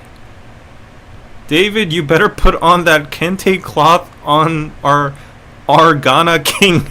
David is from Ghana. I exposed... David is Eskimo. Damn, I've been following for years. Who knew some idiot would accuse you of not being Korean? No, I gotta give it to them. Like, it's funny as hell. It's funny as hell. Oh my gosh. Yeah, I once dated a Korean girl, and after 2 weeks I found out not only was it a guy, but he was from Cambodia. What? Is this real? Oh my gosh, that is shocking. He looks like a Czech king to me. David slap on some cornrows and join the cookout. What is a cookout? Oh my gosh. This is the most creative hate I have ever seen. Yeah. But like, how do I actually prove I'm Korean? Like, if we are to feed into this person's delusion, how am I actually going to prove? Like, how do you guys actually know I'm Korean? I'm actually asking you guys now.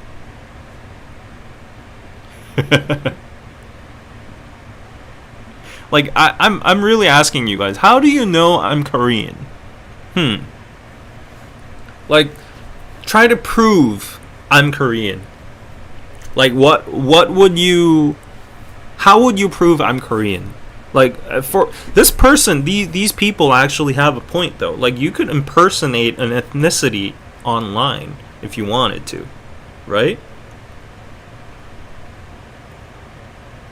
So so passport or ID, that could be like a very clear way, but at the end, that's also the terms of that's also the notion of citizenship, right? So I could be a Chinese person and move to Korea and stay here for 10 years and learn the language and assimilate and get my Korean passport and citizenships, right? So if we're talking about ethnicity, the only way I can prove it is at an actual DNA test, right? I just trust you. Okay. Show them your Korean birth certificate. Oh. But then how do you prove my parents are Korean? The hospital I was born at? I was born in the Samsung hospital. Yeah. Your features do favor someone from Kazakhstan. Yeah, Kazakhs and Koreans look pretty similar in my opinion. I think we share some kind of bloodline because I've seen a lot of Kazakhs at school. I've been in a team with some of them, and I genuinely didn't know he was a foreigner. I thought he was Korean, and he had flawless Korean too. So yeah, I would say like Mongolians and Kazakhs. Actually, like Kazakhs are the most similar ethnicity I've ever seen to like a Korean. Not even like Chinese or Japanese.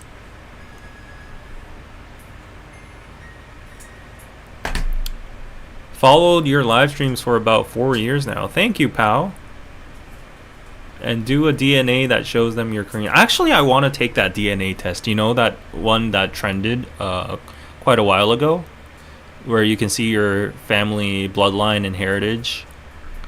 So I think I have a Caucasian. I have someone Irish in my family bloodline. Who started the rumor? I don't know. There are Koreans from Kazakhstan. Yeah. DNA? Some Korean have little Finns DNA. Oh, you could be from Finland. Oh, you saw my dog. Okay. Yeah, my doggo must have waken up because my laugh was so loud about the Korean thing. I spy a doggo in the background. Cute. Yeah, but I think I have definitely I definitely have Indian. I definitely have Indian. That's for sure. I definitely have Mongolian. Those two are for sure. Indian and Mongolian, and I think I have Irish. And what's I don't know if Irish is like an ethnicity, but like I'm just referring to the red hair. The orange red hair. Yeah. And then I think like Korean. And probably like Korean, Chinese, Japanese, they're pretty much the same roots because, like we've overlapped through our territory so much. Baekje people crossed over to Japan, and Chinese people from like all these dynasties crossed over to Korea. So we're all like, it's useless like categorizing Chinese, Korean, Japanese people. Like modern day, like we have more distinguishable features, but like bloodline wise we're all mixed anyways. So I'm just like looking towards like distant ethnicities or countries.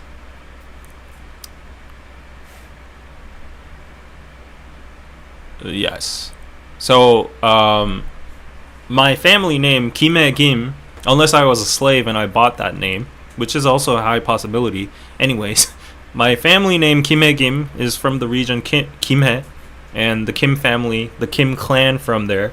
And our founding father, Kim Suro, actually married an Indian princess, Ayuta, Ha Ayuta. And that's where the family name Ha, Heo, comes from in Korea. Like the Indian princess crossed over, and they married, and then we started the family, and then that became the most widespread family name in Korea. So I definitely have Indian heritage in me, bloodline in me, and then Mongolia, because like Genghis Khan, right? Not Genghis Khan, but like, yeah, maybe Genghis Khan. Yeah. Oh, my history. It's lagging. But yeah, there was definitely a phase where Mongolia just took over all of East Asia. And yeah, a lot of us were just conquered and brutally, by Mongolia. And yeah, of course, China, Japan, all of that. And the reason I say Irish is because I sometimes have red hair. That's the only hint I have. It's a long shot, but it might exist. I have orange and red hair, like in my on my beard, mustache sometimes, and in my hair sometimes. My mom's like, "What? Why do you have red hair? It's not even like blonde or anything. It's actually red, like orange red." My brother has red beard hair a little bit. That means he's Irish. Don't quote me on this. I'm just doing this for fun. The only reason I'm saying I'm Irish is because I'm a simple-headed person that can only connect red hair to Irish people. If that's a stereotype, I'm sorry, but like, yeah, that's what I've seen from media. We're all human. You might be a Super Saiyan, yeah. And my eyes turn blue and yellow hair. Yeah. Funny how the haters just disappeared after he started going into his heritage. Yeah, some people need some attention. You look very Korean to me. Actually, though, when I was young, a lot of people said that I might be mixed with a foreign DNA, because okay, I'm not trying to be racist, but Korean people mostly have smaller eyes, Asians in general. So if you see my friends or just normal Koreans, how they're born as before plastic surgery, before double eyelid surgery, most of them have like, okay, I'm not trying to be racist, okay? I can't be racist against the Asian. I'm just trying to express, like, they have more like, squinted eyes, a little bit like that. That's a little bit more Korean, but my eyes are a little bit more like round, and it already have double eyelids, and it's a little bit more like you can see a little bit more of my eyeballs. And yeah, so because of that feature, because I have like more prominent features of my face, a lot of my fellow friends in school always said, like, you probably have some Arab DNA, because that's where Koreans point to when we talk about like distinct facial features, like Arabic. But I think that feature is probably from the Indian DNA, because Indian people also, if you see, have very distinct big eyes features. But if you look at most Koreans, they really have like smaller eyes, a little bit more spread it out, and yeah. Anyways, Jungkook eyes are very round. Yeah, but most Koreans would be more on the RM, Suga, J-Hope side, I would say. Jimin,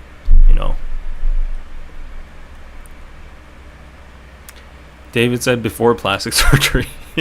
Yeah, nowadays you can't believe a Korean person's appearance, especially in terms of the eyes or nose, because so many people have done plastic surgery. There's nothing wrong about it if you look good with that. Like, good for you if you're happy with it. Hooray! And yeah, even though it's plastic surgery, people love you. So, like, the world loves Korean looks and appearances. So, what about it, right? I just don't understand, like, what you gain by, like, let's say we have a picture of Karina, or a video of Karina, or Winter, or Ning Ning, or I'm just talking about the aespa members because I have Karina right in front of me. I'm not singling them out or anything. Let's just say we have the aespa members and we have like a live cam of them, and it went viral in non-K-pop sectors, and there are comments, and people, while there are comments about like, oh, she's so beautiful, she's gorgeous, she's like a goddess, that would be the majority, but there's always like, once it penetrates that K-pop wall and it goes to like the mainstream, like these degenerates come in, and is that a right word? I just learned it yesterday, but I hope it's nothing bad. Anyways, these people come in and they start saying, but it's all plastic surgery though. Like, oh, so plastic. But like, okay, like, you might be pointing out a factful thing, but like, why? Like, what's the psychology behind, like, you see a pretty person, it's an attractive video, it's got viral, and yeah, she's Korean and she's beautiful, but like, what are you trying to achieve by deliberately leaving a comment saying, but she's plastic though? Like, what? I just don't get it, because I've seen so many of those comments. Like, are you? I just want to understand the psychology, because I can't. I've put myself in their shoes before, but I just don't understand what it is. Like, you could be a hater, but like, haters have reasons to hate, no?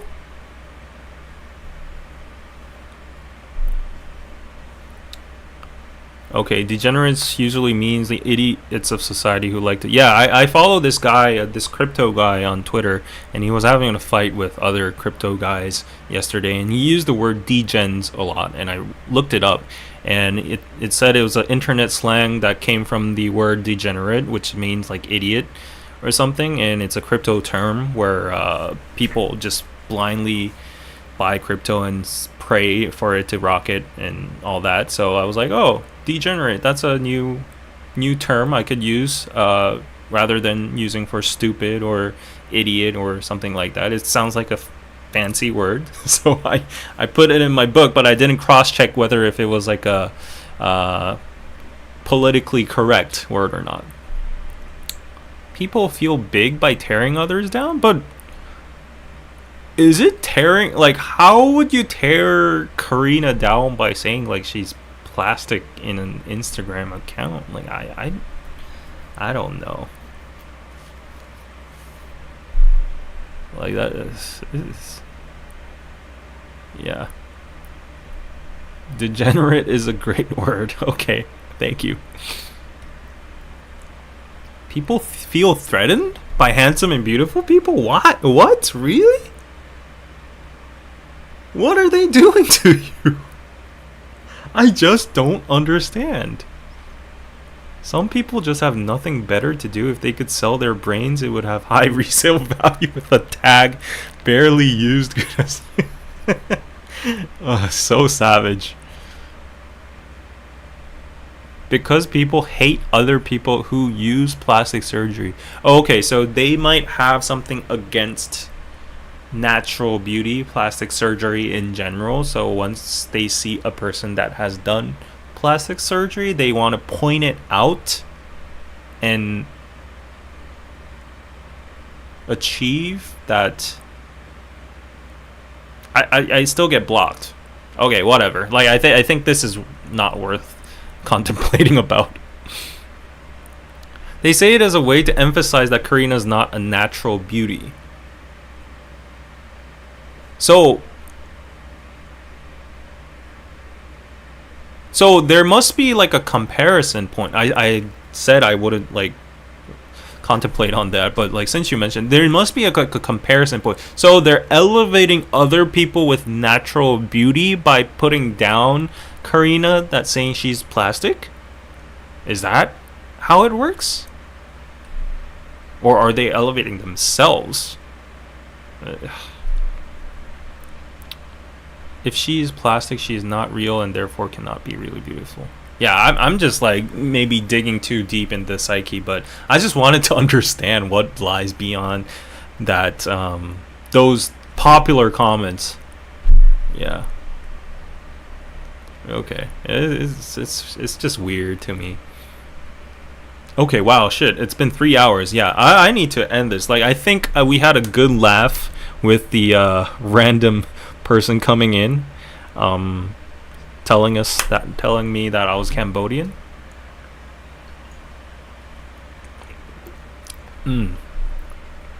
Okay. So, last news before we go. Sleep tomorrow. Yes, I need to sleep. Sleep tomorrow, but invest like crazy. Why apartments are the hot get rich quick scheme in Korea. So if you want to get rich in Korea, definitely the way to go is apartments. That's not the only, but it's the proven way so far. People say there's been a bubble. There is a bubble forming, but so far it has 10x'd, 20x'd, whatever in the years. In Korea's frenzied real estate market, apartment prices often rise faster than salaries. Some middle-class investors are venturing into playing high-stake games to chase rewards that can outshine traditional stock trading. Yeah, so specifically for Gangnam and the surrounding areas and their apartments, the prices have gone up that outshined the S&P 500. The S&P 500 normally goes up by an average of 15 to 20% per year. So with compound interest, if you add that up, if you invest in the S&P 500 for 10 years, that might have been like an amazing amount. But still, the Gangnam apartments and the Seoul apartments have outraced that. I've seen many people around me who have become billionaires through apartment investments, but not with stock trading. They didn't set out to get rich. They just paid off their debt they borrowed to buy their apartments. Then one day, as property values rose, they simply found themselves very wealthy. Because I'm very interested in investment, I can actually vouch on that, and that the logic behind that, how that works is, it's not because these people are good at investing. It's because, so I would say these people are actually bad at investing. Like people who buy apartments that max their loans and go with like crazy mortgages and all that.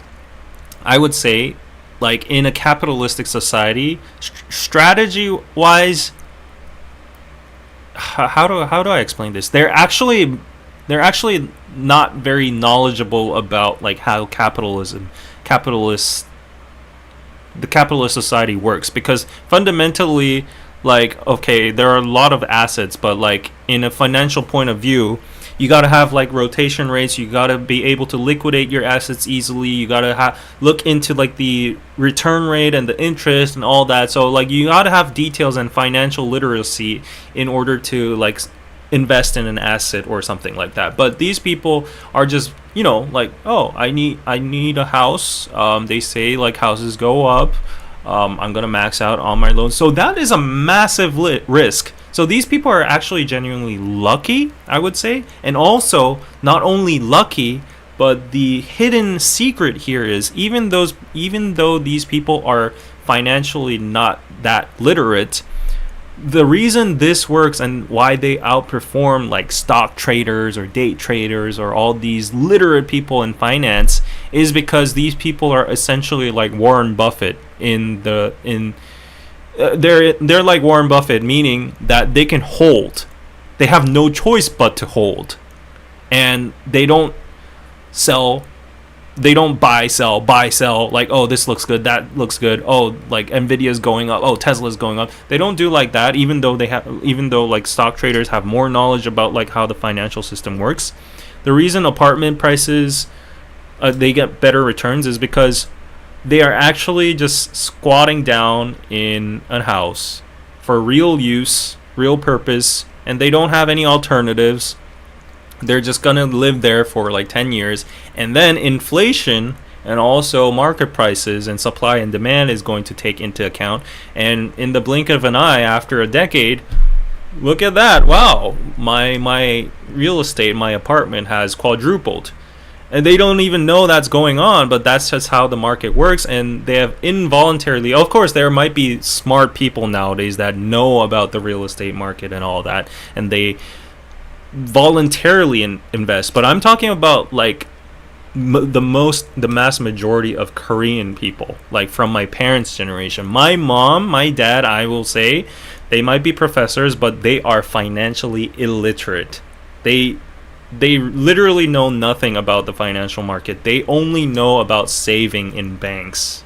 And that's a safe thing, but like if you talk about saving in banks nowadays to our generation, that is the dumbest thing to do. Of course, one part of your portfolio should be in saving. It should be safe and you get that little interest from the banks, but during those old days, like our mom and dad and my grandpa's generation, they didn't know about anything. They genuinely just bought houses because they needed it, and they squatted there for years and years and years because they didn't want to move or whatever, and the prices kept on going up. So yeah.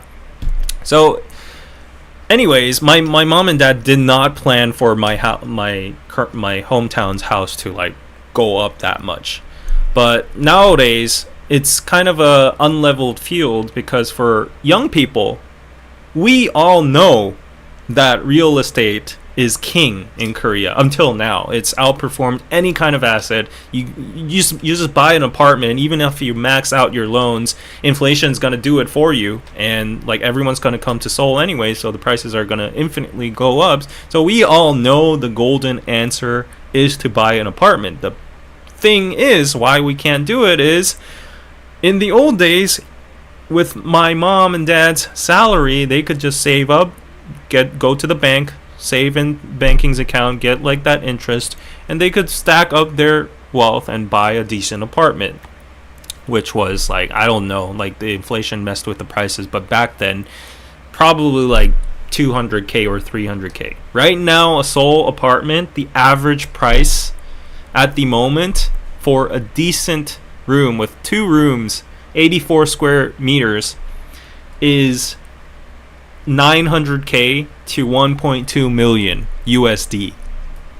So how are young people going to save up and buy real estate? It's not that younger people, I would argue, have more financial literacy. They know about dividends, bonds, currencies, cryptocurrency, stock markets, ETFs, yields, all that kind of stuff. They study super hard, but that's because we have no choice other than that. Like, we have to outperform our salaries and inflation in order to survive. That's why Korean people are so big into like investing and all that, and the end goal is to buy, ironically, an apartment.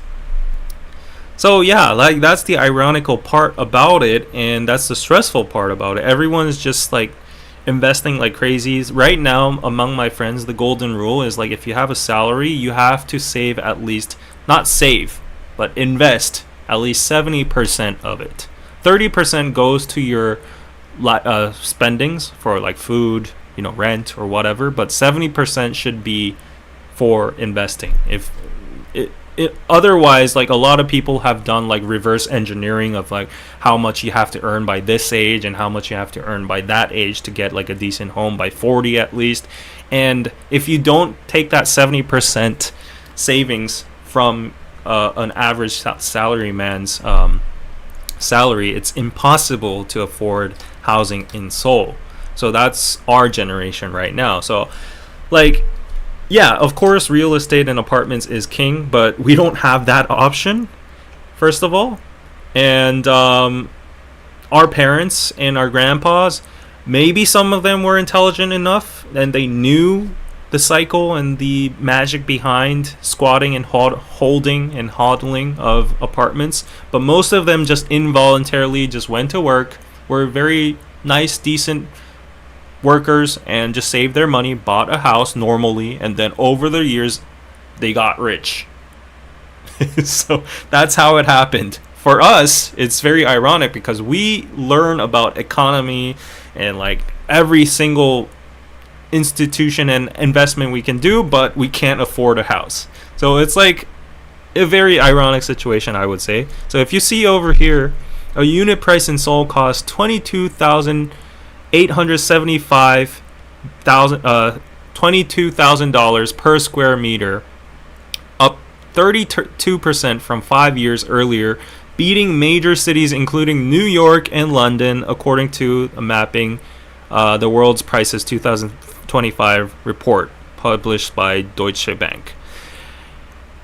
Of the 64,000 housing purchases in Seoul this year through mid-July, 71% were apartments. The fever has amplified into a problem so serious that President Lee in June has imposed strict loan regulations on home purchases. The occupancy rate of Korea's first apartment, Mapo apartment, built in 1962 in Western Seoul, was below 10%. So yeah, like if you look at this example over here, an office worker made a windfall of around 800 million won, 580k, from a single apartment investment in the upscale Seocho district that's in Gangnam in just 2 years. A 580k profit in 2 years. That's crazy. That is crazy. So yeah, like even living costs are up nowadays, so not a lot of people have the luxury to save. Yeah, I agree with that too. I feel that. But I am trying my best. That's why I'm so obsessed with like crypto and like stocks and all that. I wake up at like 8 a.m. for the pre-market nowadays to trade. But I'm trying to outperform, and I've been successful so far. I've been educating myself as well. I have long-term portfolios. I have short-term portfolios. I have ETFs. I have something for my pension fund. I have something for my retirement fund. All different things. Some tax profitable accounts, all spread out.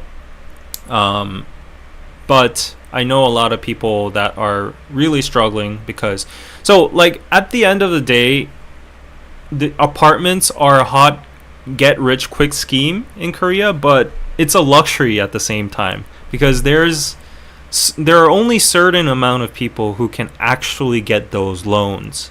So in order for you to get like a decent apartment that's 900k in Seoul, let's say my life savings is at 100k or 200k.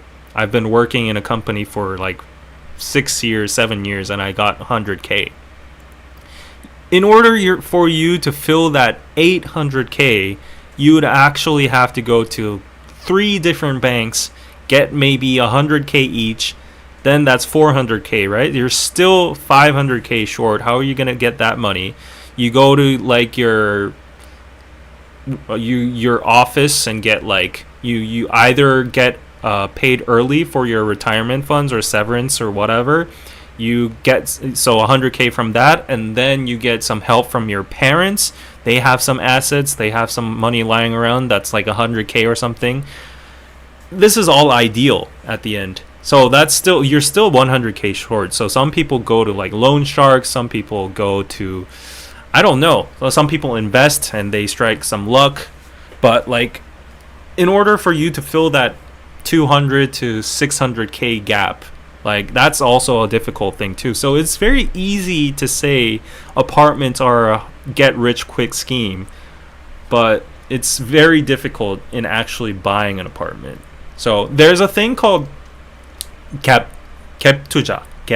This is unique to Korea, and this is also another reason why the Korean housing prices have bubbled so much. It's because of this system essentially.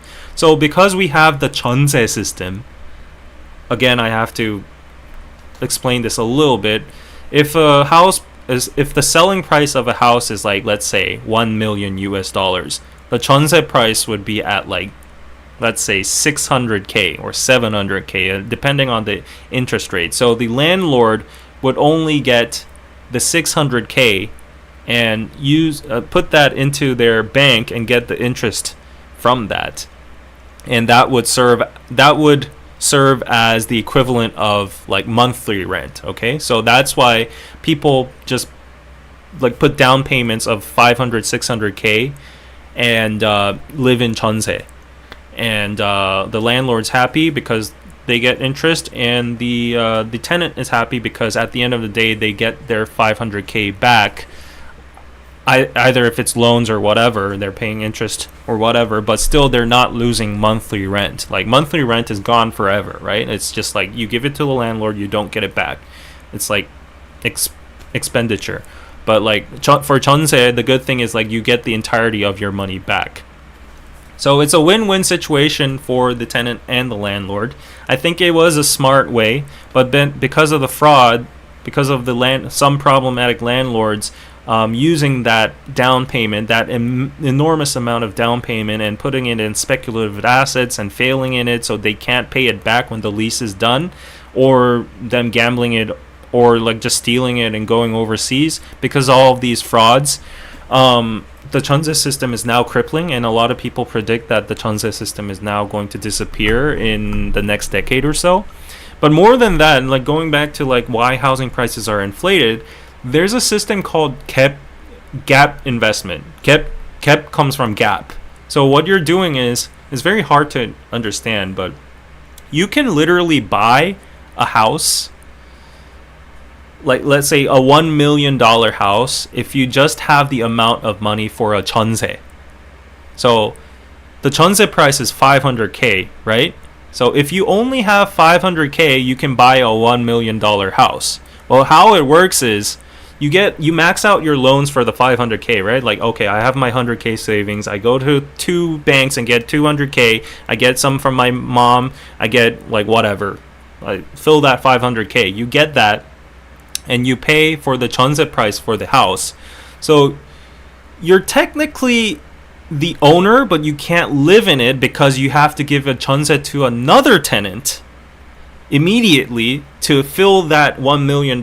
So if a tenant comes in, you have extra 500k from that tenant, right? So you fill the selling price, and you're getting interest from them. So what you're doing here is you're betting that the housing price is going to go up in a year or two, and that you're betting you're going to sell it with a profit. It's very hard, right? So your investment is 500k, and you're at the selling price is 1 million. You have a tenant that fills in that 500k for you temporarily. After 2 years, the housing price goes up to 1.2 million, and if you sell there, you get your 500k back, and then you get a 200k profit from the increase of price. And that's how it happens. You don't have to own 100% of the house to sell the. That's called gap investment. And because people abused this, is I wouldn't say abuse. It's in the middle of like using and abusing, because people overused this system so much.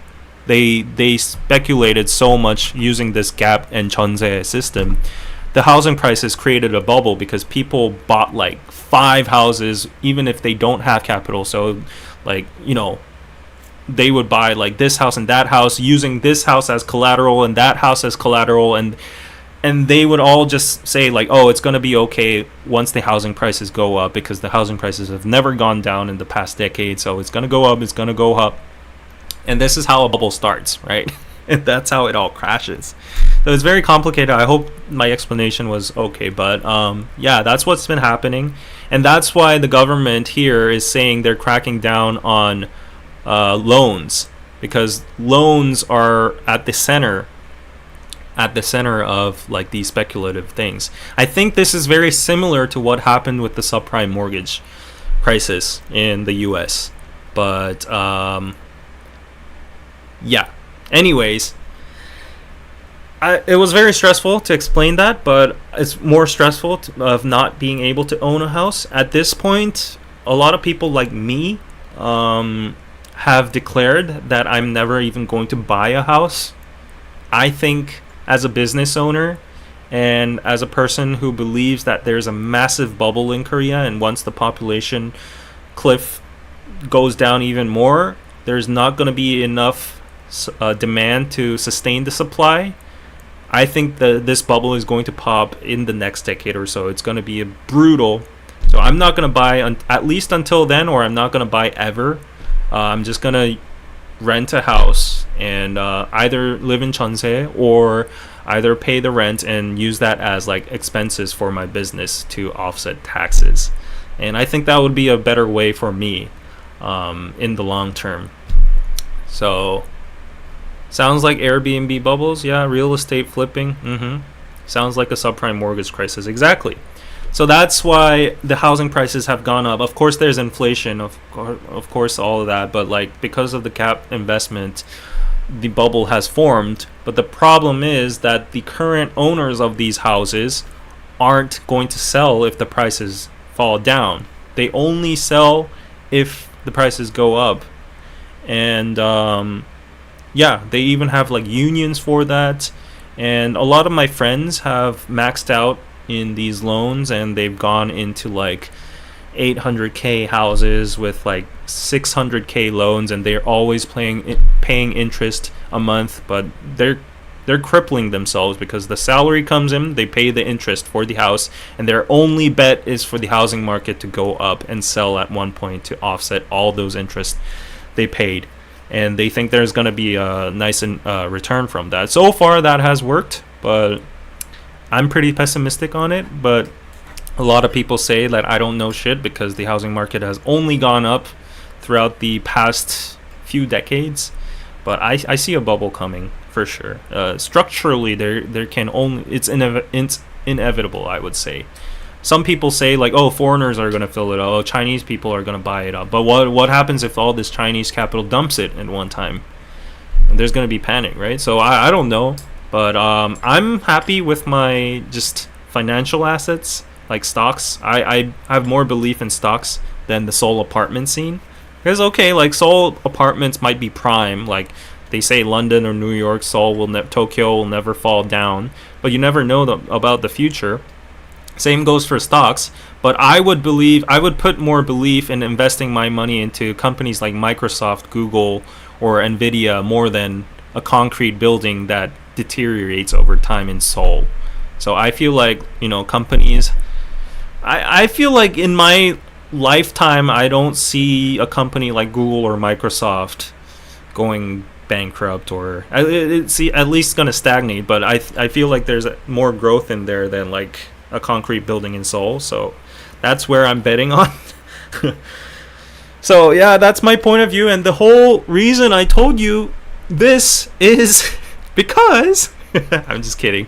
There's a watch party I did on Patreon for a film called Wall to Wall, 84 square meters, and I just told you that 84 square meters is the average size of an apartment, a decent apartment in Seoul. And yeah, if you're interested in the housing status, money pressure, and neighbor conflicts, this is a debate about human nature versus the system we live in. There's even a crypto get rich subplot. And in Korea, 84 square meters is the most common family apartment size and a kind of middle class milestone. And you'll hear Koreans also say 25평 for the same size. So yeah, this whole watch party I did over here, you can just with Kang Han-er. He's a very famous actor. He was in Squid Game as well too. He's one of my favorite actors. He has a wide spectrum of acting, but you can see him, maxing out on his loans and actually getting an apartment, but not being able to even afford his electricity maintenance bills, and he's going big on crypto and all that, and he's even doing delivery jobs to earn more money, penny money, and he doesn't even like use the air conditioning, and there's like noise complaints because the construction company didn't use like good materials and all that. So it's like a thriller though. It's very interesting.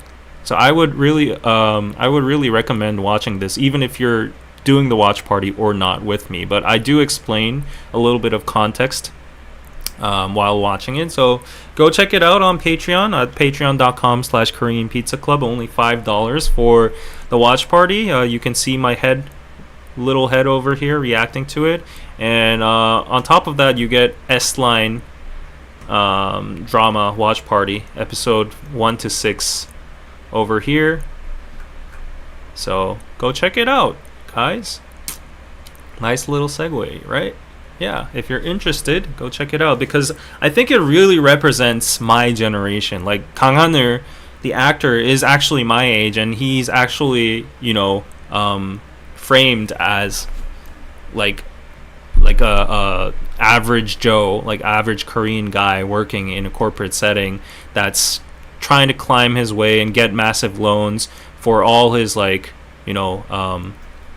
for his apartment and stuff. And like there's even a scene where he's like going crazy into crypto and all that. So this is crazy. Yeah, they even tase him. They tase him in a police station, and he's trying to trade crypto in between. That's crazy. So it's actually very fun. But yeah, at the end it's like a it's like a thriller movie to some extent. So yeah, go check it out, and let me read some comments before I end. Let's see. I can only see myself renting out a whole apartment with some roommates when it's time for me to move out of my own house. Yeah, so in Asia and a lot of places around the world, people are moving back into their apartments, their moms and parents' homes. Yeah, like in this movie as well too, he fails. He fails in all his apartments and investments, so he goes down to Namhae, which is like a rural side of Korea, next to Busan, and his mom he almost commits suicide because of his failure, but he follows his mom. He goes back to his hometown house, which is the countryside. It's very different from Seoul, like that. And my mom is like, you can just live here with me, and he's all like, yeah. So it's very interesting, I would say. That is insane. David, I know you decided to stay another year in your current place. Are you thinking about when you're going to move next year?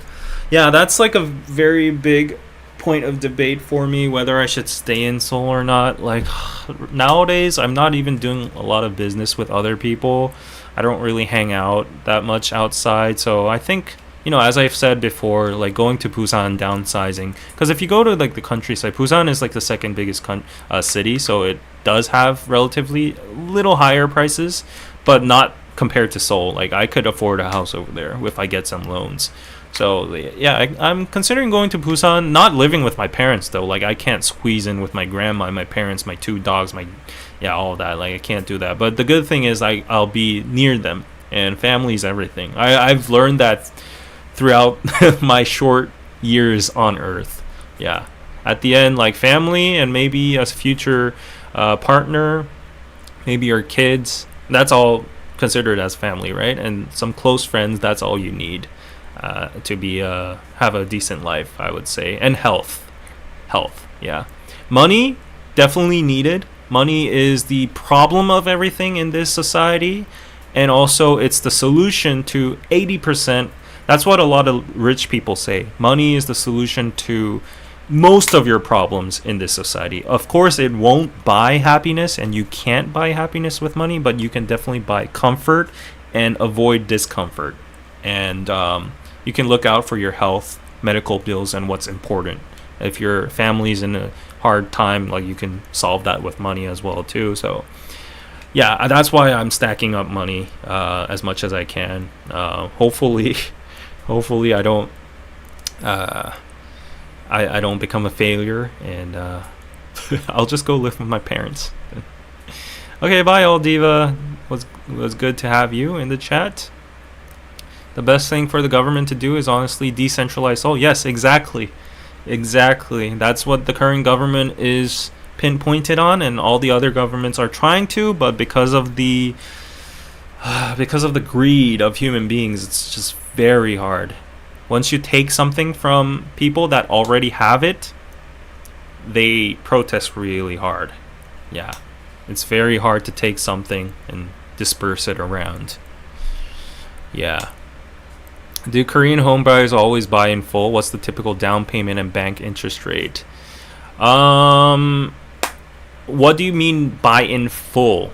The down payment for an average house would be, I would say, like if we're talking about 84 square meters, I would say about like, let's say 500 to 600K.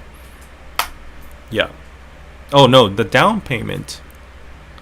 Yeah, I'm being confused with 전세. So 전세 is like 500 to 600K, but for down payment, I don't know what you're talking about. If you're talking about rent, the down payment's substantially lower. Like if you're paying like $1,000 for rent for like a one-room apartment, then the down payment would go, the key money or the down payment would go down to like 10K or something like that. Yeah, maybe 10 to 30K if it's expensive. Gap investment not possible due to new policy restricting bank loan to 600K. Yes, exactly. That's why it's happening. But because a lot of people found loopholes in the past government administrations, the prices just kept on going up. But let's see. The current government right now is trying to more financialize Korea, from moving the national wealth from real estate to the stock market.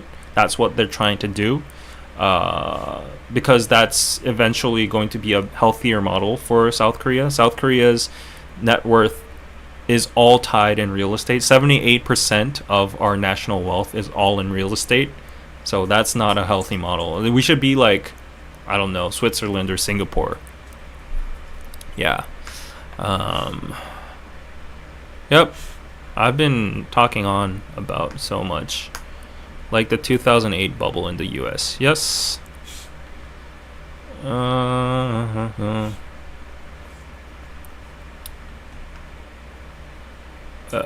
Yeah.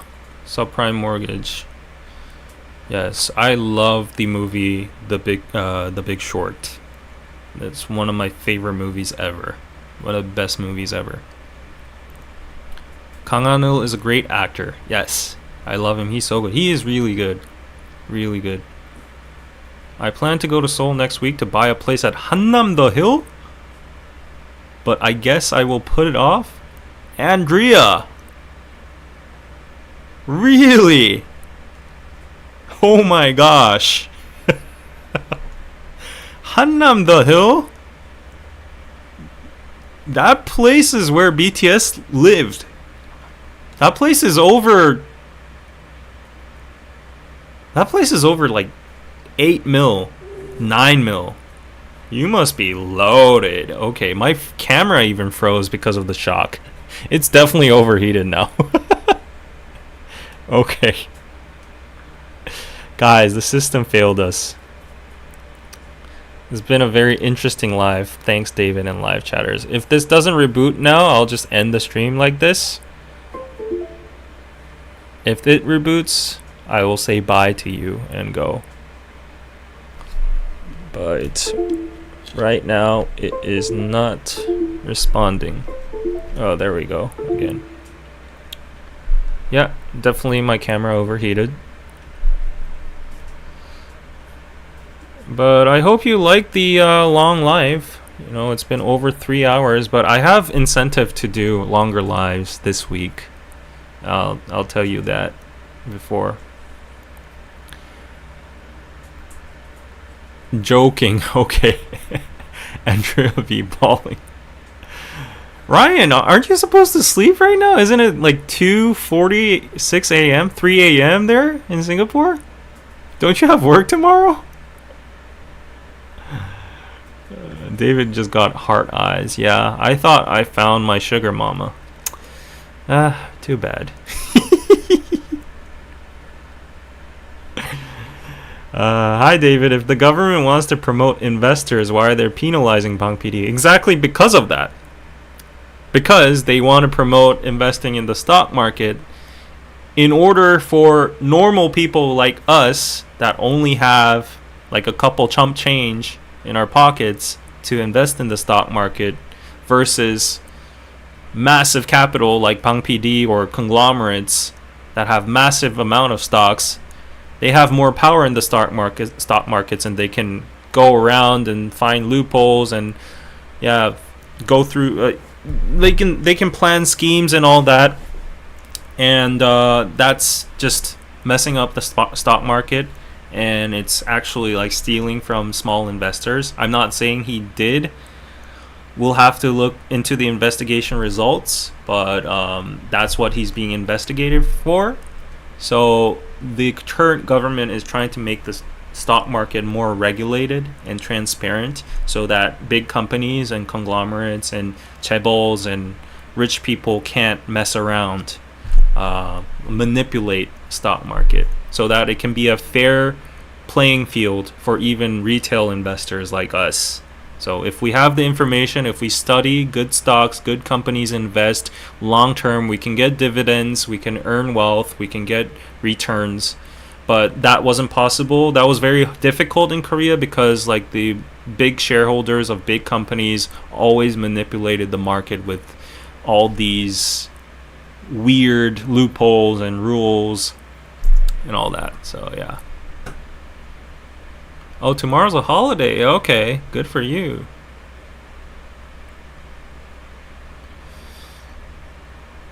That's good then. I hope they penalize. We have to see the results, but that's why the Korean government is going strong on him, because it's the current government's agenda. It's their drive to make the stock market more healthier and the national wealth move from real estate to the stock market. Yeah. And it's Singapore's birthday. Okay. This is an extra long live. It was a great stream. Thank you, Jamil. It was an extra long live because, as I told you, I'm in this program over here for the Gyeonggi province. They support individual creators, and they have like a accelerating program for them. So I'm a part of that. And I have of course I have quotas, like minimum quotas. I surpassed that a long time ago, but the more I do, the more content I put out, I get higher points on the program. And one of the metrics of evaluating whether like this person has higher quality content or whatever, like better points, it's either views or watch time. So like, because it's very hard to earn views, right? It's very hard to get viral. If I do like a 3-hour live stream and I get like 10k views, it's not going to be that much in terms of views, but versus like, let's say like there's a 5-minute video which got 100k views. Like you just do the math. Like the watch time is different though, because even within a 5-minute video, some people skip through all and watch at 2x speed and all that. So the average watch time for a 5-minute video could be like 2 minutes or 1.5 minutes, and then you multiply that by like 100k views. You do the math versus a 3.5-hour live stream where everyone has been watching, like 200 of you, 300 of you have been watching for the entirety of the live stream, plus the 10k views. So even though the average duration watch time might be smaller percentage wise, like let's say the percentage is smaller than like a 5-minute video, even if it's like 10%, how much is 10% of 3.5 hours? Like 30 minutes, is it?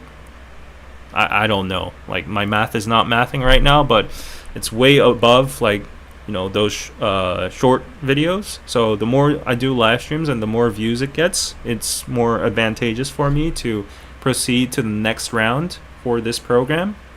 So I qualified for the first program. There were 40 teams.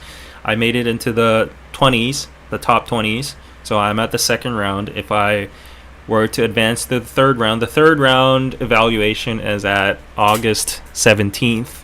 I have a week left. So that's why I'm going to do the live stream with John and put out more content and blah blah blah. I'm gonna pump out shorts as well too. I'm a procrastinator, so I always cram all my stuff at the last week. But if I were to get good points, I can advance to the third round, which is only like 10 channels left. And per round, the amount of subsidiaries, the amount of content funds they give out, doubles, I think. Yeah, I think it doubles. So they give you content funds for max 4 videos. 4 videos. So let's say for the first round, I'll just say like they give how much was it? Like $200 per video, something like that. And the second round would be something more than that. This is all just an example. I'm not giving you the details because it's probably against like the NDA or whatever. But yeah, works like that. And they give me consultation, they give me collaboration opportunities. I can use their studio, but it's too far away. I can register my business under their organization, so it's very beneficial for me. I'm working very hard to advance to the third round. Hopefully I do. So yeah, today, like, it is a long stream, but I know that a lot of you like long streams, and it's beneficial for me too. So win-win. Like, oh wow, almost 4 hours. Yeah, a lot of points for me. Is this going to be the new norm then? I don't know. If I get physically tired, then it's not possible. But yeah, Fighting David, you'll make it. Thank you so much. Thank you. Okay, I think that's about it. So yeah, I do have my limits as well too. But yeah, expect the live stream with John on Wednesday. That's gonna be a short one because he has work. He probably has to run. We'll start at 10 a.m. and I'm planning to do maybe an hour and a half until like 11:30. He has to depart. He has to go to work at 1 p.m. So I'm gonna buy him a quick lunch, and for that time, yeah, I think an hour and a half. But hopefully he doesn't do that much research as last time. John overdoes it. Yes, a very enjoyable Sunday. Thank you for tuning in. Thanks everybody for tuning in. I appreciate all 213 of you. And let me see if I got any more PayPals to shout out. Nope. Only from Yangyang Bahar today. That's sad. I'm just kidding. Yeah, I'm just thankful that you guys watched. And as I told you, I can get like funds, hopefully, if I proceed to the next round. So fingers crossed. And I will see you. Stuff to look forward to this week. Yes, and the best way to support me is Patreon. Go check out Patreon. It's only $5 to save a cup of coffee for a month. Support your favorite creator and get amazing content, podcasts, and watch parties, all that. Okay. David, just grit your teeth and marry a rich Chinese fur-dye girl for money. Okay. Yeah, I'm down for that too. Okay, guys. Appreciate y'all watching, and I will say goodnight. I have to wake up it's 4 a.m., so I have to wake up in 4.5 hours to trade my Samsung stocks in the morning. Hopefully